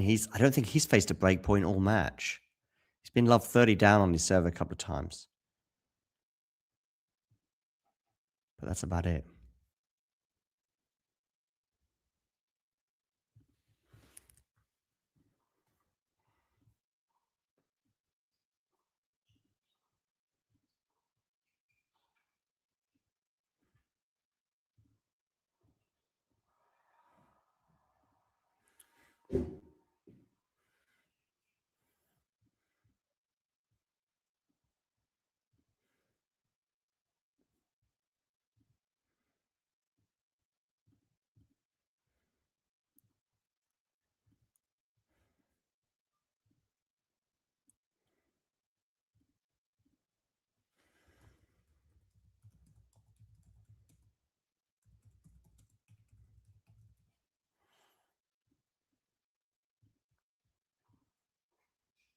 Okay. Backhand passing shot from Medi misses, so it's 40-15.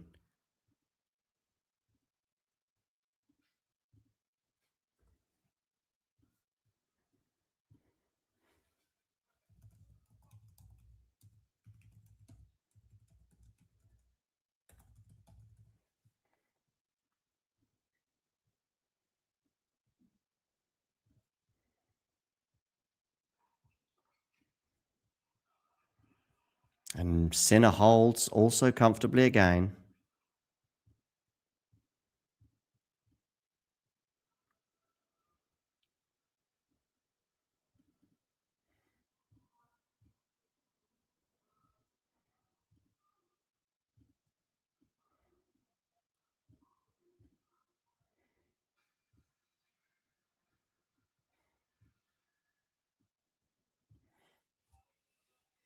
Okay.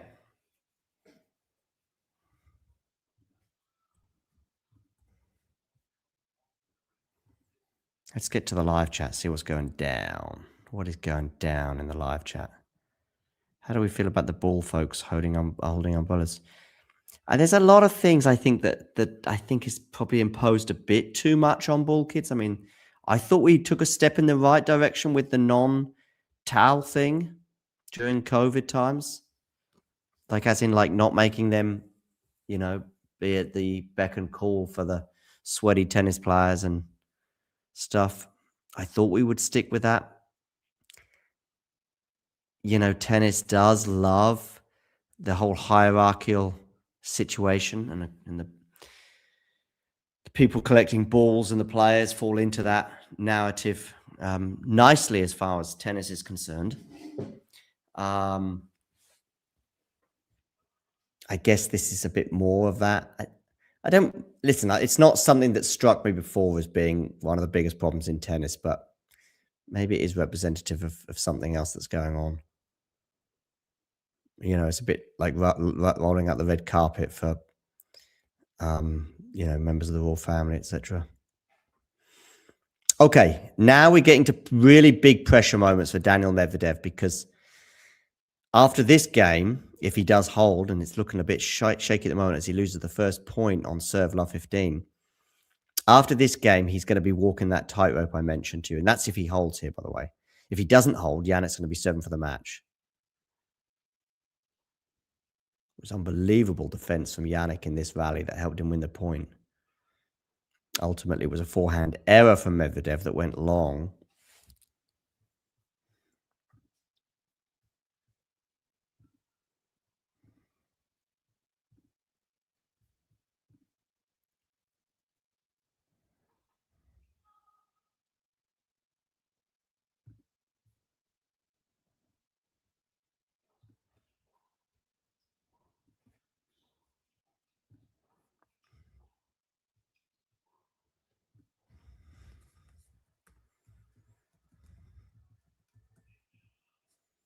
Okay, 15 all.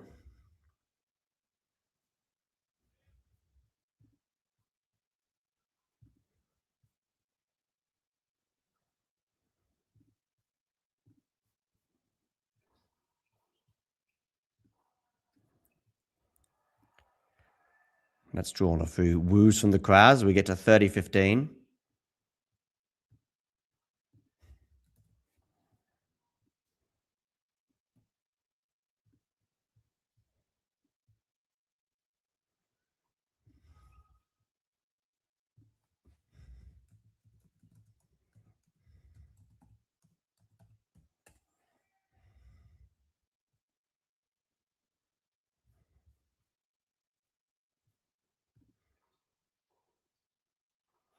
Okay, we're into the rally here at 30-15. Medvedev into the backhand of Jannik. That's on the Medvedev backhand. Forehand from Sinner. Forehand from Medi goes into the forehand of Sinner again. Ooh, now he's got an easy-ish forehand. Goes up the line, painting a line there almost. Drop shot from Medi. I think it's going to work for him this time, and it does. 40-15.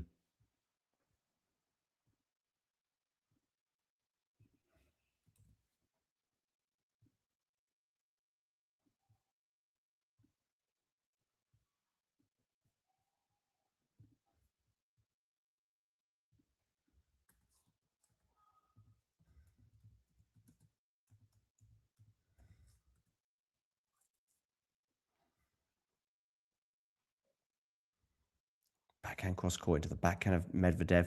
That's going to go out. 40-30.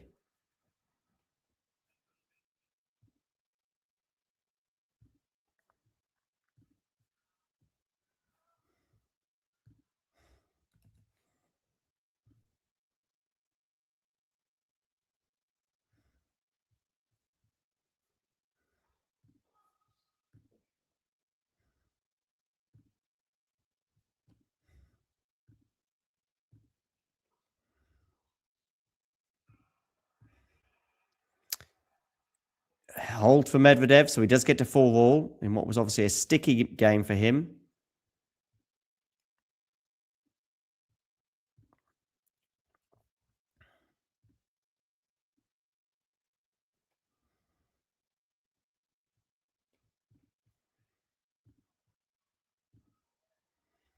So it's 4-all. Make sure you hit that like button, people. And if you are new to the channel, hit subscribe. We will obviously be with you all the way until the last ball of this and maybe even a bit beyond in terms of a post-match review. I will also have a Miami Open WTA draw preview coming up at the end of this match in a separate stream. And if you want to be aware of whenever we go live, click the notification bell, which I think is in the top right-hand corner as you look at the screen. Click that notification bell. We'll also have live shows tomorrow as we reflect on the Indian Wells tournament of the ATP Weekly, which will be with myself and Mert. And then WTA Weekly will be tomorrow with Nick and an as yet unconfirmed guest. Could be me, not sure.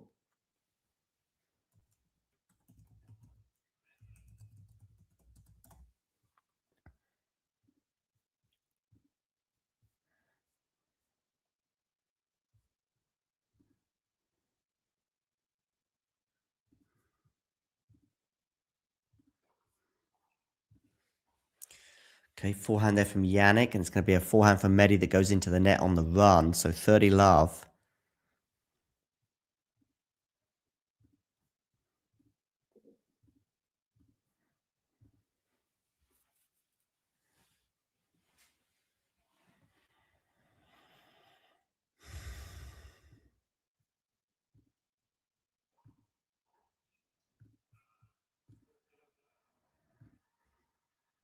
$40 love Jannik Sinner.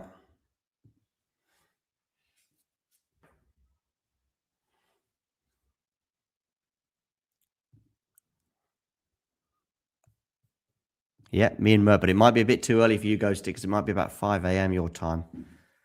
Not got the exact time yet for that, but about then. Jannik holds for 5-4, and we've not had a single break of serve in this match. In fact, Jannik hasn't even had to fend off a break point. Yeah, indeed.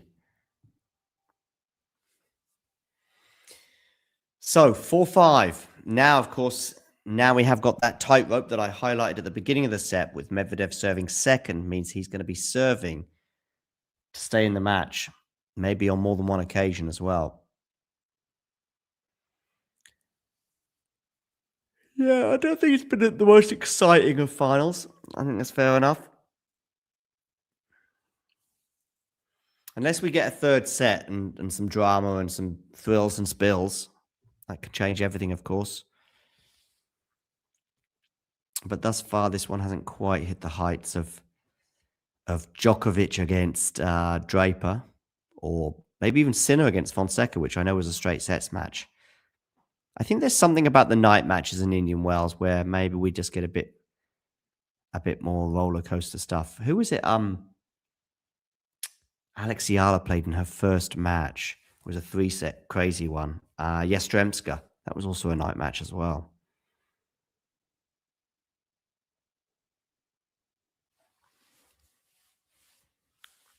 And I think Swiatek, maybe, was that a night match that she lost that 3-setter against Svitolina? Oh, no, actually, it was late afternoon, actually, I think, that one. Yeah, it was. And that was a daytime one, wasn't it? Yeah. Yeah. So, I mean, I'm not saying I'm definitely right, but just a few more maybe night matches eclipsing the daytime matches.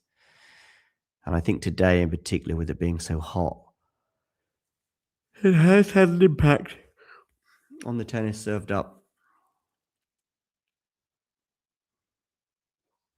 Okay, Medvedev serving to stay in the match. The 2-time runner-up in Indian Wells. Is he going to be the bridesmaid again? Into the rally right now. Medvedev. Oh, it's a really good forehand, but what an incredible defense there. Oh, my goodness me. Now we've got some of the first. Oh, no. Wow.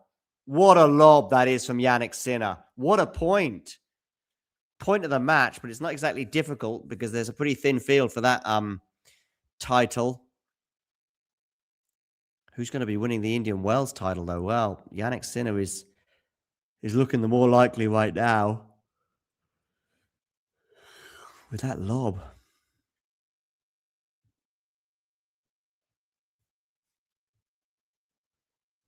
Serve out wide. It's not going to get returned, so 15 all.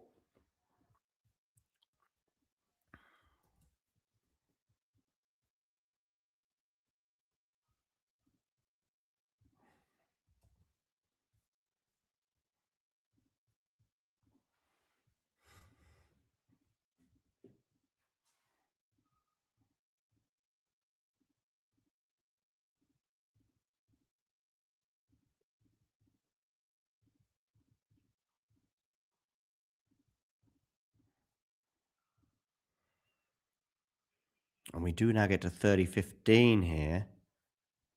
It was looking quite good after that first point for Jannik, but now back-to-back points for Daniil Medvedev. And suddenly, this game has a slightly different complexion. But nevertheless, Jannik is 3 points away from the win.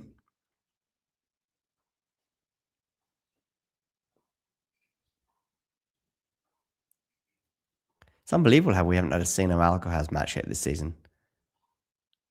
Good rally tolerance there from Medvedev, and it's Sinner who breaks down at the end of it, 40-15.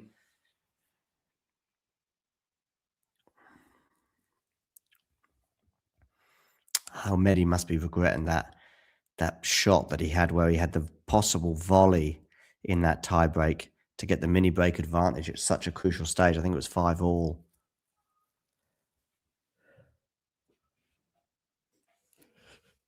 Would have given him set point on his serve.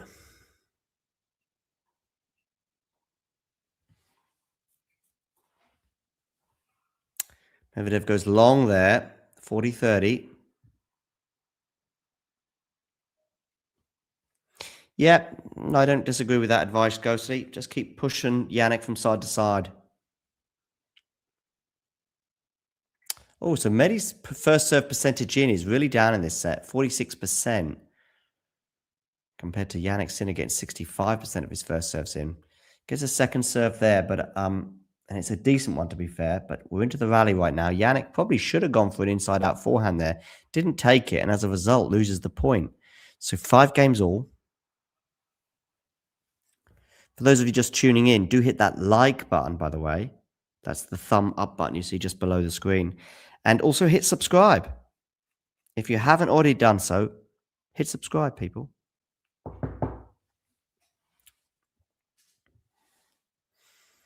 And if you hit subscribe, you'll get the reward of seeing this little number tick over. You'll become 27488. But to us, you'll be more than just a number. You'll be a subscriber. 5 all, Sinner serving, second serve.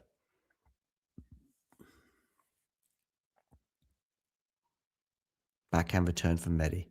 Forehand from Jannik.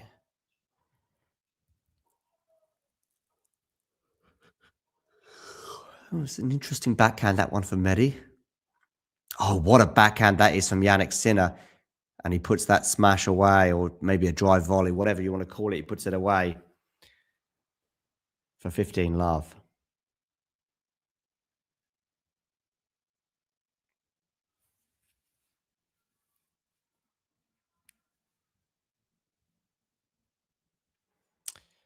So Sinner here serving at 5 all, 15 love in the second set after winning the tightest of tight first sets. Just the 1 mini break of serve in that first set tie break. And Sinner got it and won the tie break 8 points to 6.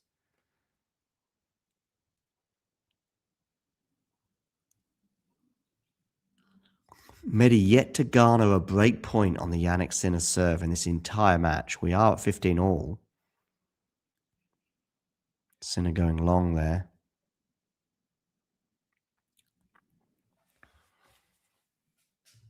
Yeah, I feel as though Medi making this more gruesome, more lengthy, more arduous.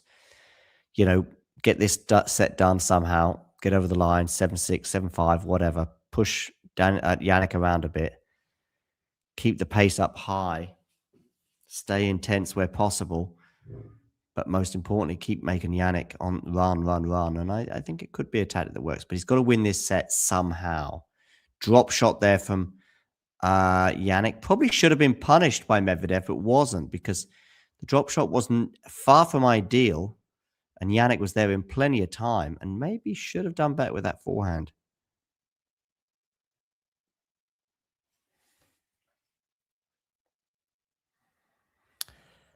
So,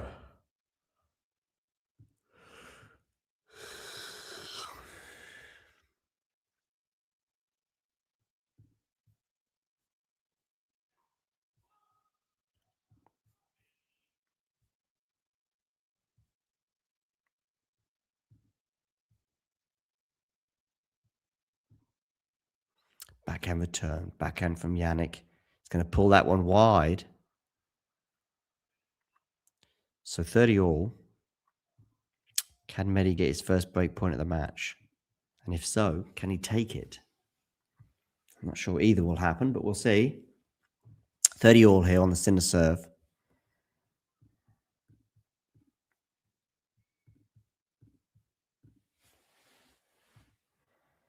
Where are you going to go with this serve? You're going to go down the tee, backhand return. Just go over the net. Lovely there, winner there from Jannik Sinner. That was almost through the eye of a needle, that was. 40-30. And again, Jannik avoids the possible break point.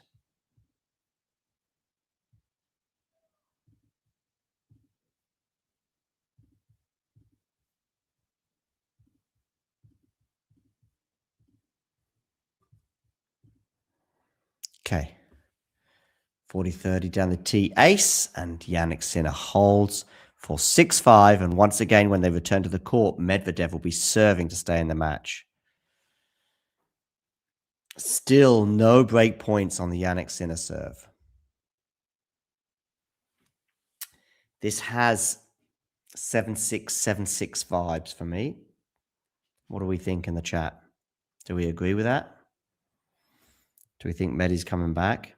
Do we think we aren't even going to go to a tiebreak and Sinner's going to get the break here?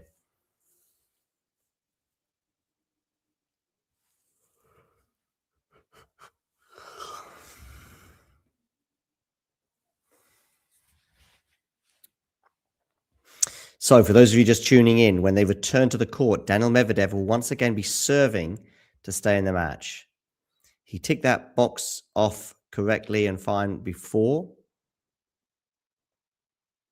Yeah, I think so too. Medi gets to 30 all.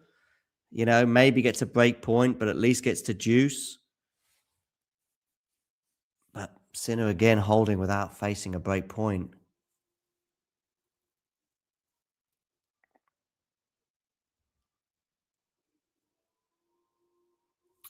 And so, Sinner now will have another chance to break the Medvedev serve to win the match.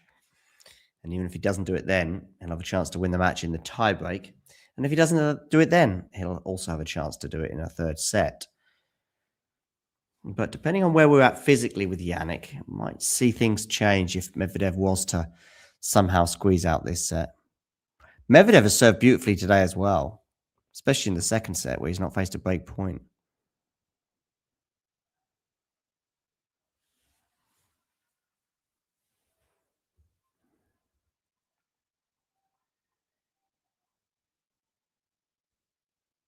So Medvedev serves down the tee, backhand return.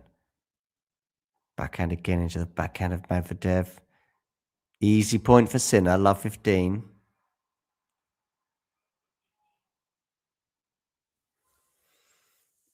I don't know who we keep looking at there with the beard, but the cameras seem to be keen to show him.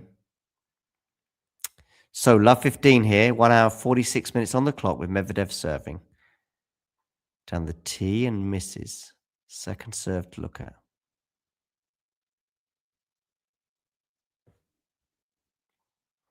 Forehand return.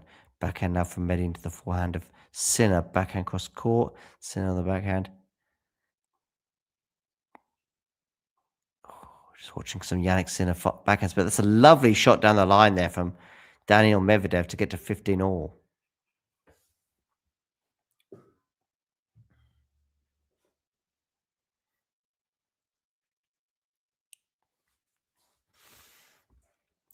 Okay, 15 all. 1 hour, 46 minutes. Medi serves out wide into the rally now. Medi on the forehand, puts that away, slaps it away. 30-15.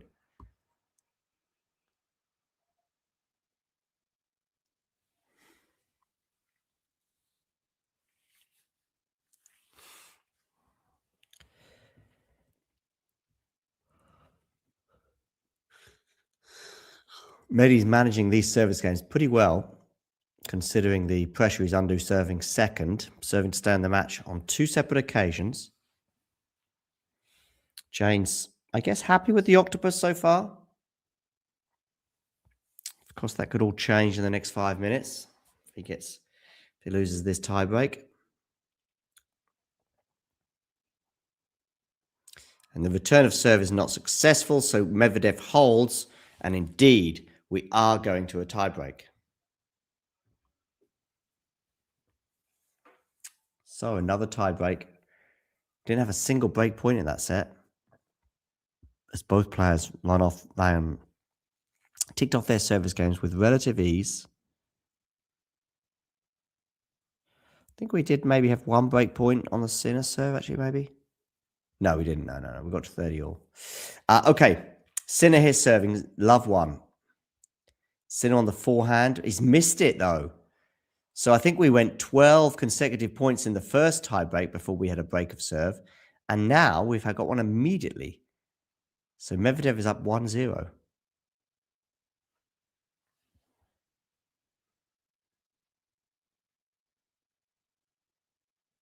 Medvedev has got 2 balls in his hands. I thought he would like to have had a third, but appears to be okay now.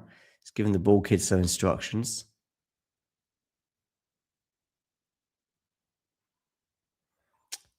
Good serve out wide. Well done, Sinner, for getting that back in play. Well done, Sinner, for chasing that down, but not getting it back on the island. 2-0.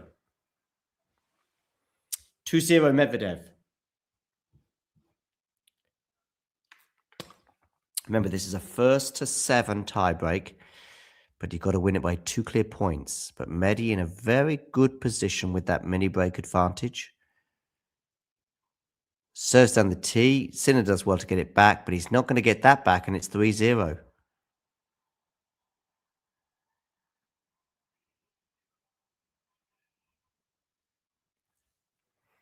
think Medvedev is getting a bit more crowd support today. Medvedev is getting more crowd support at the moment. 3-0 Medvedev.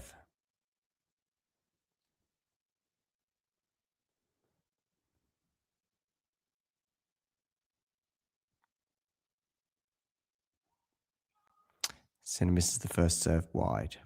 Second serve here.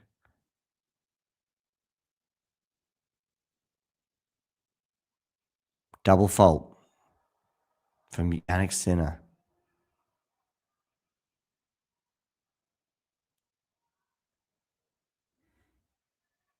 So 4-0.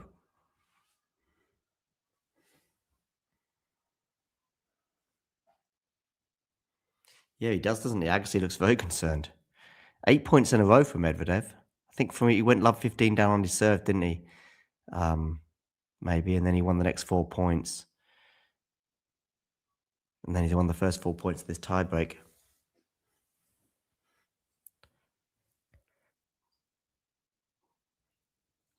Okay, into the rally here. Both players with good depth on their shots.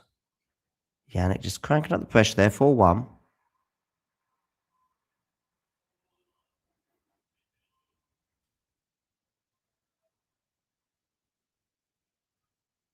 Okay, 4-1.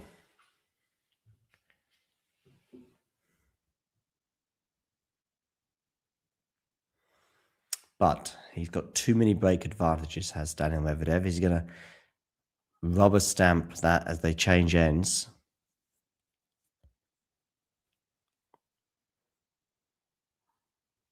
Great return there from Jannik, 4-2. What a return that was. And what a big point to win.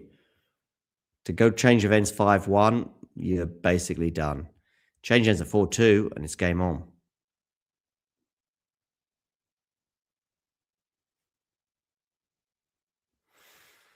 So, Daniil Medvedev is 3 points away from forcing a deciding set. We see Tommy Haas working hard, as you can see, Ghosty.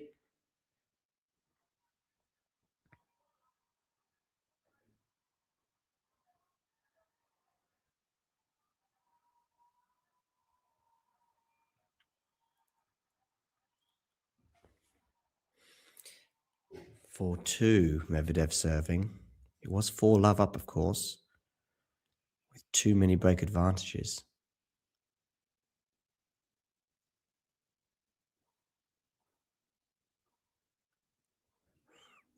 Incredible depth there. Oh! A backhand winner after a net cord, and Jannik Sinner's back on serve at 4-3. Wow. So, Sinner's serve here, 3-4.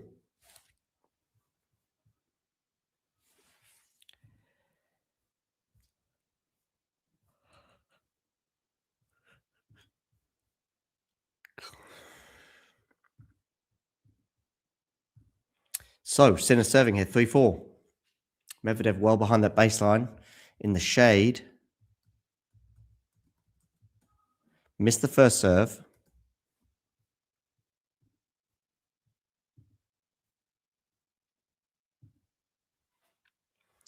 Forehand return from Medi into the forehand of Sinner. Now forehand Medvedev is going to go long. So we are at 4-all.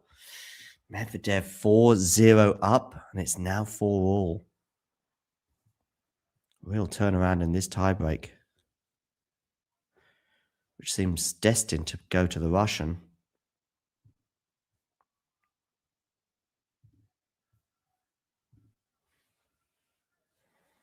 Sinner serving here at 4-4.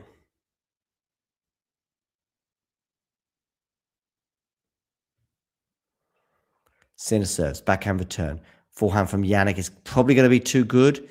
This smash is not going to be easy, but he puts it away, does the Italian. 5-4. 5 points in a row for Jannik Sinner. We had 8 points in a row for Daniil Medvedev, and now we have 5 in a row for Jannik Sinner. So this is a match in its latter stages in particular has really ebbed and flowed and then gone in the opposite direction.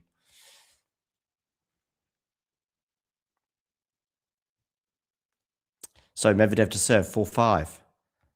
Misses the first serve. Second serve here for Jannik Sinner to look at. He wins this point and he's got a couple of match points.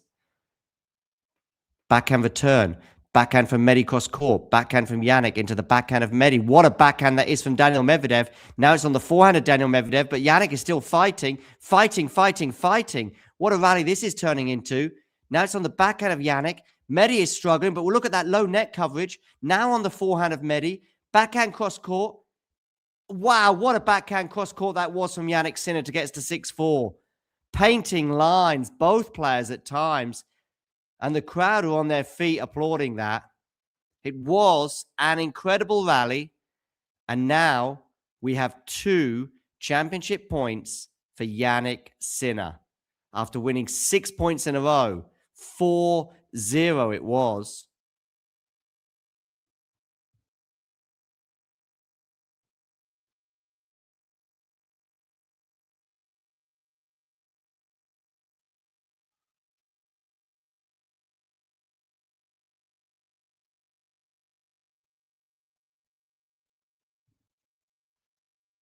Okay.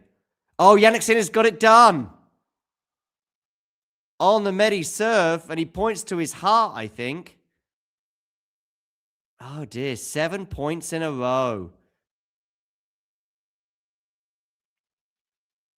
As he gets it done. 7-4 in the tiebreak. We had 8 points in a row leading us into the tiebreak.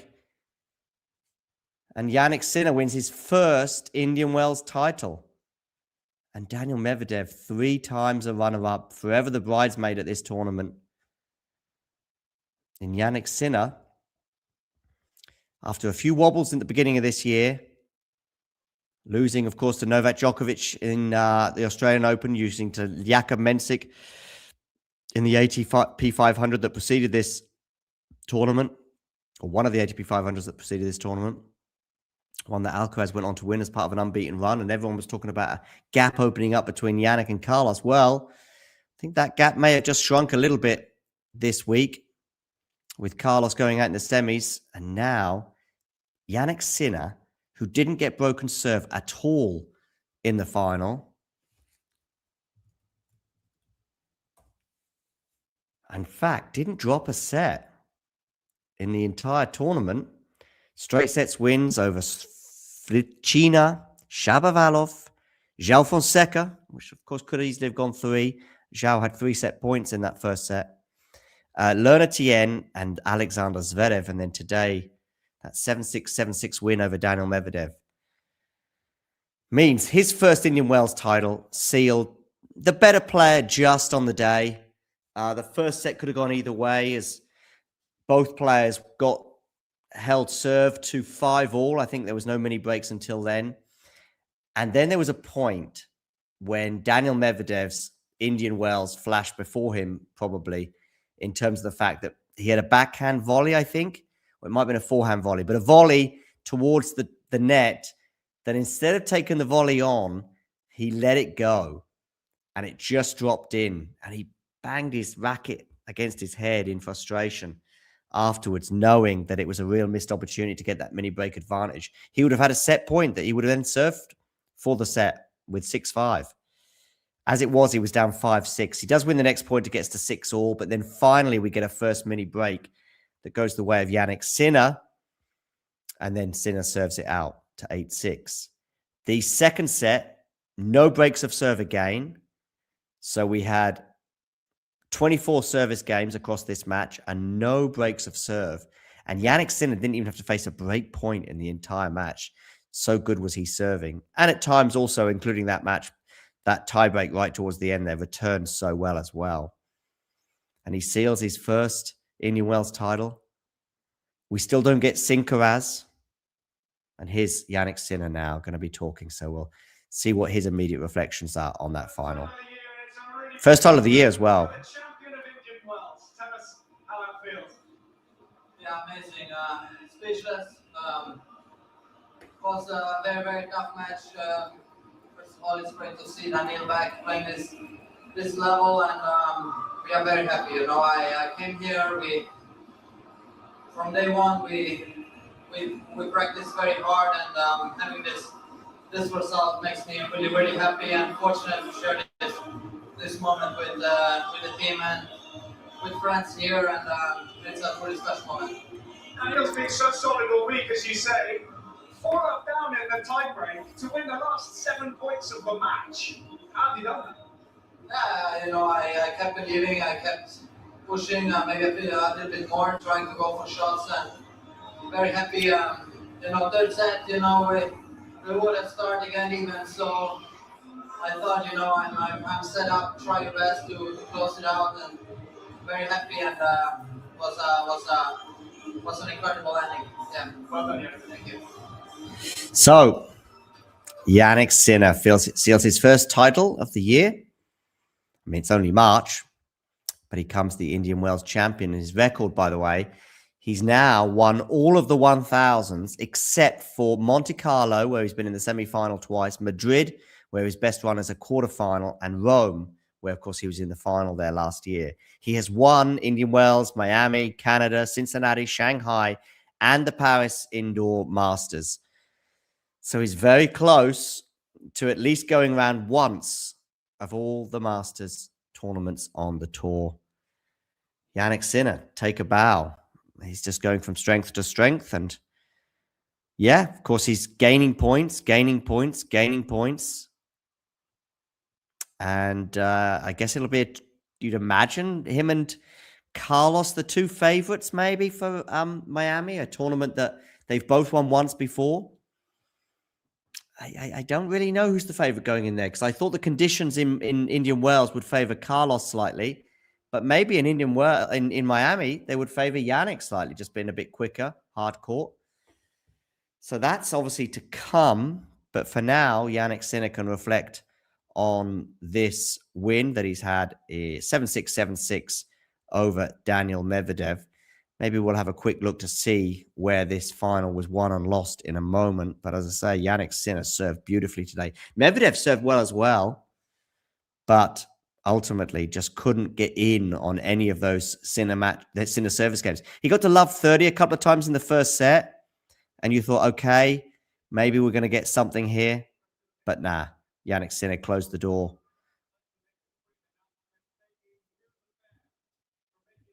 (7-6, 7-6) to seal his first Indian Wells title. I'm going to see if we can get some stats up for you as well before we close this off. Obviously, the most important stat of all is that Daniil Medvedev has lost 7-6, 7-6.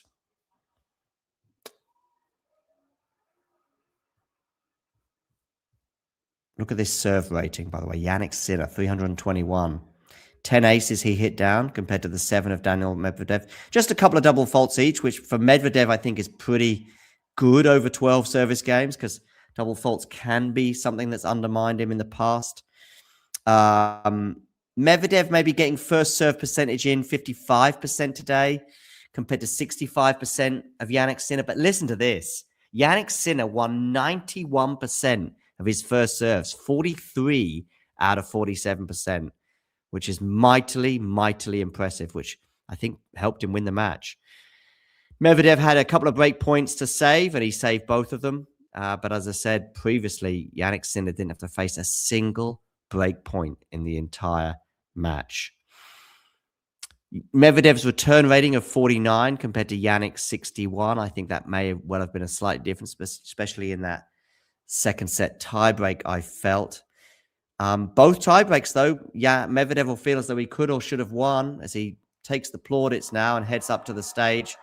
He gets the Indian Wells crowd. I mean, at least Medvedev is kind of back, you know, winning that title, winning 2 titles in the last few months in Almaty in the Middle East. And now in the final of Indian Wells once again. We're going to hear from him now. Third time we've heard of him as a runner-up in Indian Wells. First of all, we'd like to congratulate Jannik. Amazing tennis, tough to play against you. Trying my best was a good match, but big congrats to you for everything you're doing. Whenever you play Carlos, I love to see it. So now I was happy to not let Carlos play you again, but I love watching you guys, love what you do. Go for it, continue winning, and never stop, and to your team as well. Then I would like to thank my team sitting there, Thomas, Leandro, Gaetan. We'll try better next time, but good week in general after especially the long travel with Thomas. So thanks a lot, guys.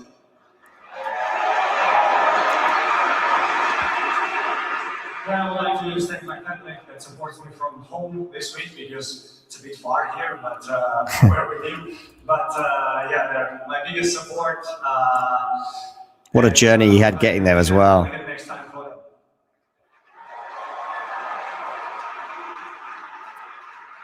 Then I want to thank all the organizers, Tommy, everyone involved. Amazing tournament, love coming back here. Always happy to play here. Court, thanks a lot, much faster this year. Thanks for listening to me. I'm joking, it's probably not because of me, but Medvedev thinks the courts were a bit faster this year, which might explain why we didn't have any breaks to serve in the final. And then thank you guys. I know when I play Carlos, Jannik, maybe Novak, maybe some of them like this, the support is not going to be completely on my side, but I felt like you were a fair play yesterday and today, so thanks a lot for the support, and see you next year. Thanks to the crowd for their support. Says see you next year.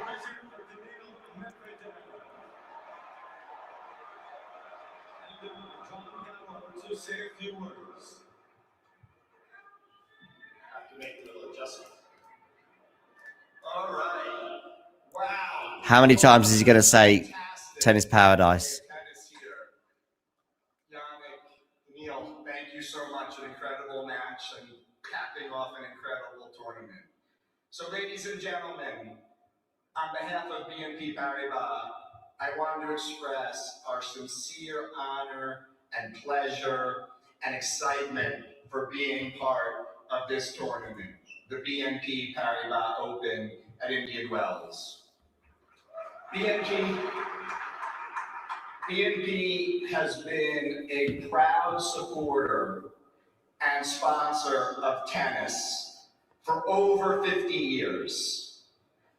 Whether it's on the court, off the court, or communities all over the world, we focus on accessibility of this wonderful sport. But this tournament has a very special place in our heart because we truly do believe it's tennis paradise. Tick for Tennis Paradise. Bingo one. I need to extend some wholehearted and sincere thank yous. I'd like to start with Larry Ellison and David Ellison, who are gracious and generous hosts. I'd also like to thank Tommy Haas and the entire team with Peggy Michael, who have executed on this tournament. Their professionalism and their experience and expertise is unparalleled. I'd also genuinely like to thank all of the staff and volunteers who brought this tournament to life.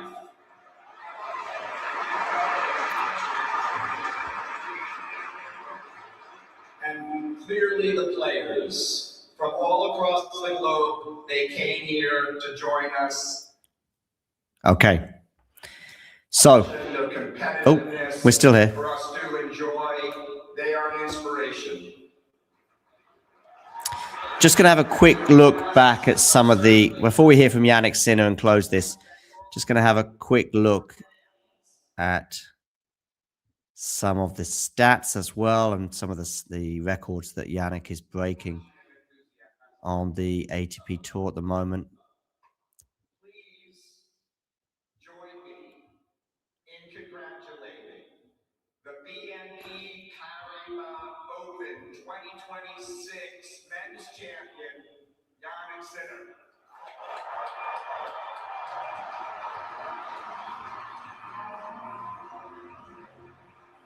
So Sinner takes the plaudits. Get some congratulations from Tommy Haas and Andre Agassi, who was obviously there throughout. There's an exchange as well between him and Daniil Medvedev, albeit quite brief, before Jannik Sinner takes the mic and then the trophy.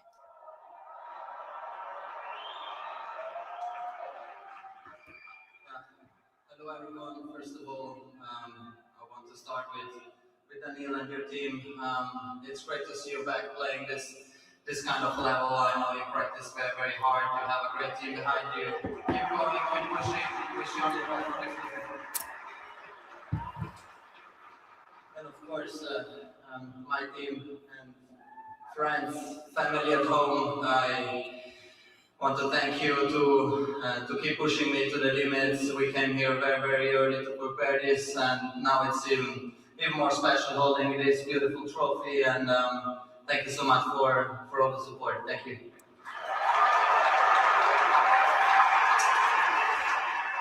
Then of course, Tommy and everyone who makes this tournament possible.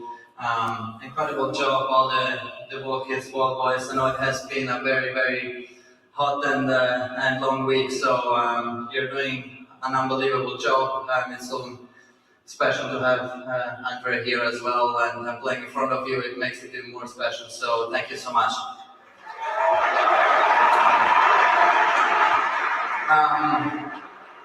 Of course, you guys make it special. Now I understand why this is the paradise of tennis. So thank you so much. And some Italians there in the crowd. Incredible since day one of the tournament, and yeah, it's truly a special tournament for all of us. So thank you so much. And last but not least, it hasn't done anything with tennis, but it has been a special day for Italy because I'm a huge Formula 1 fan, and having a very, very young Italian Kimi bringing Italy back home on the top, it's amazing. So Thanks, Jimmy. Thanks for my long hand. See you next year. Ciao, ciao. Okay, I'm just looking for this. Something to do with the Formula One driver, I guess. Antonelli, okay. I think it is Kimi Antonelli, yeah, winning the Chinese Grand Prix from pole position. 19 years old. All right, well done, Kimi, but also well done to Jannik Sinner. Join me, and by the way, Brenner, in a few minutes, we'll be looking ahead to the WTA Miami Open draw, which has been revealed today. So join us for that in a few moments. But for now, you know the drill. If you enjoyed this video, make sure you hit that like button. Don't forget to subscribe and click that notification bell so you don't miss out on all things tennis.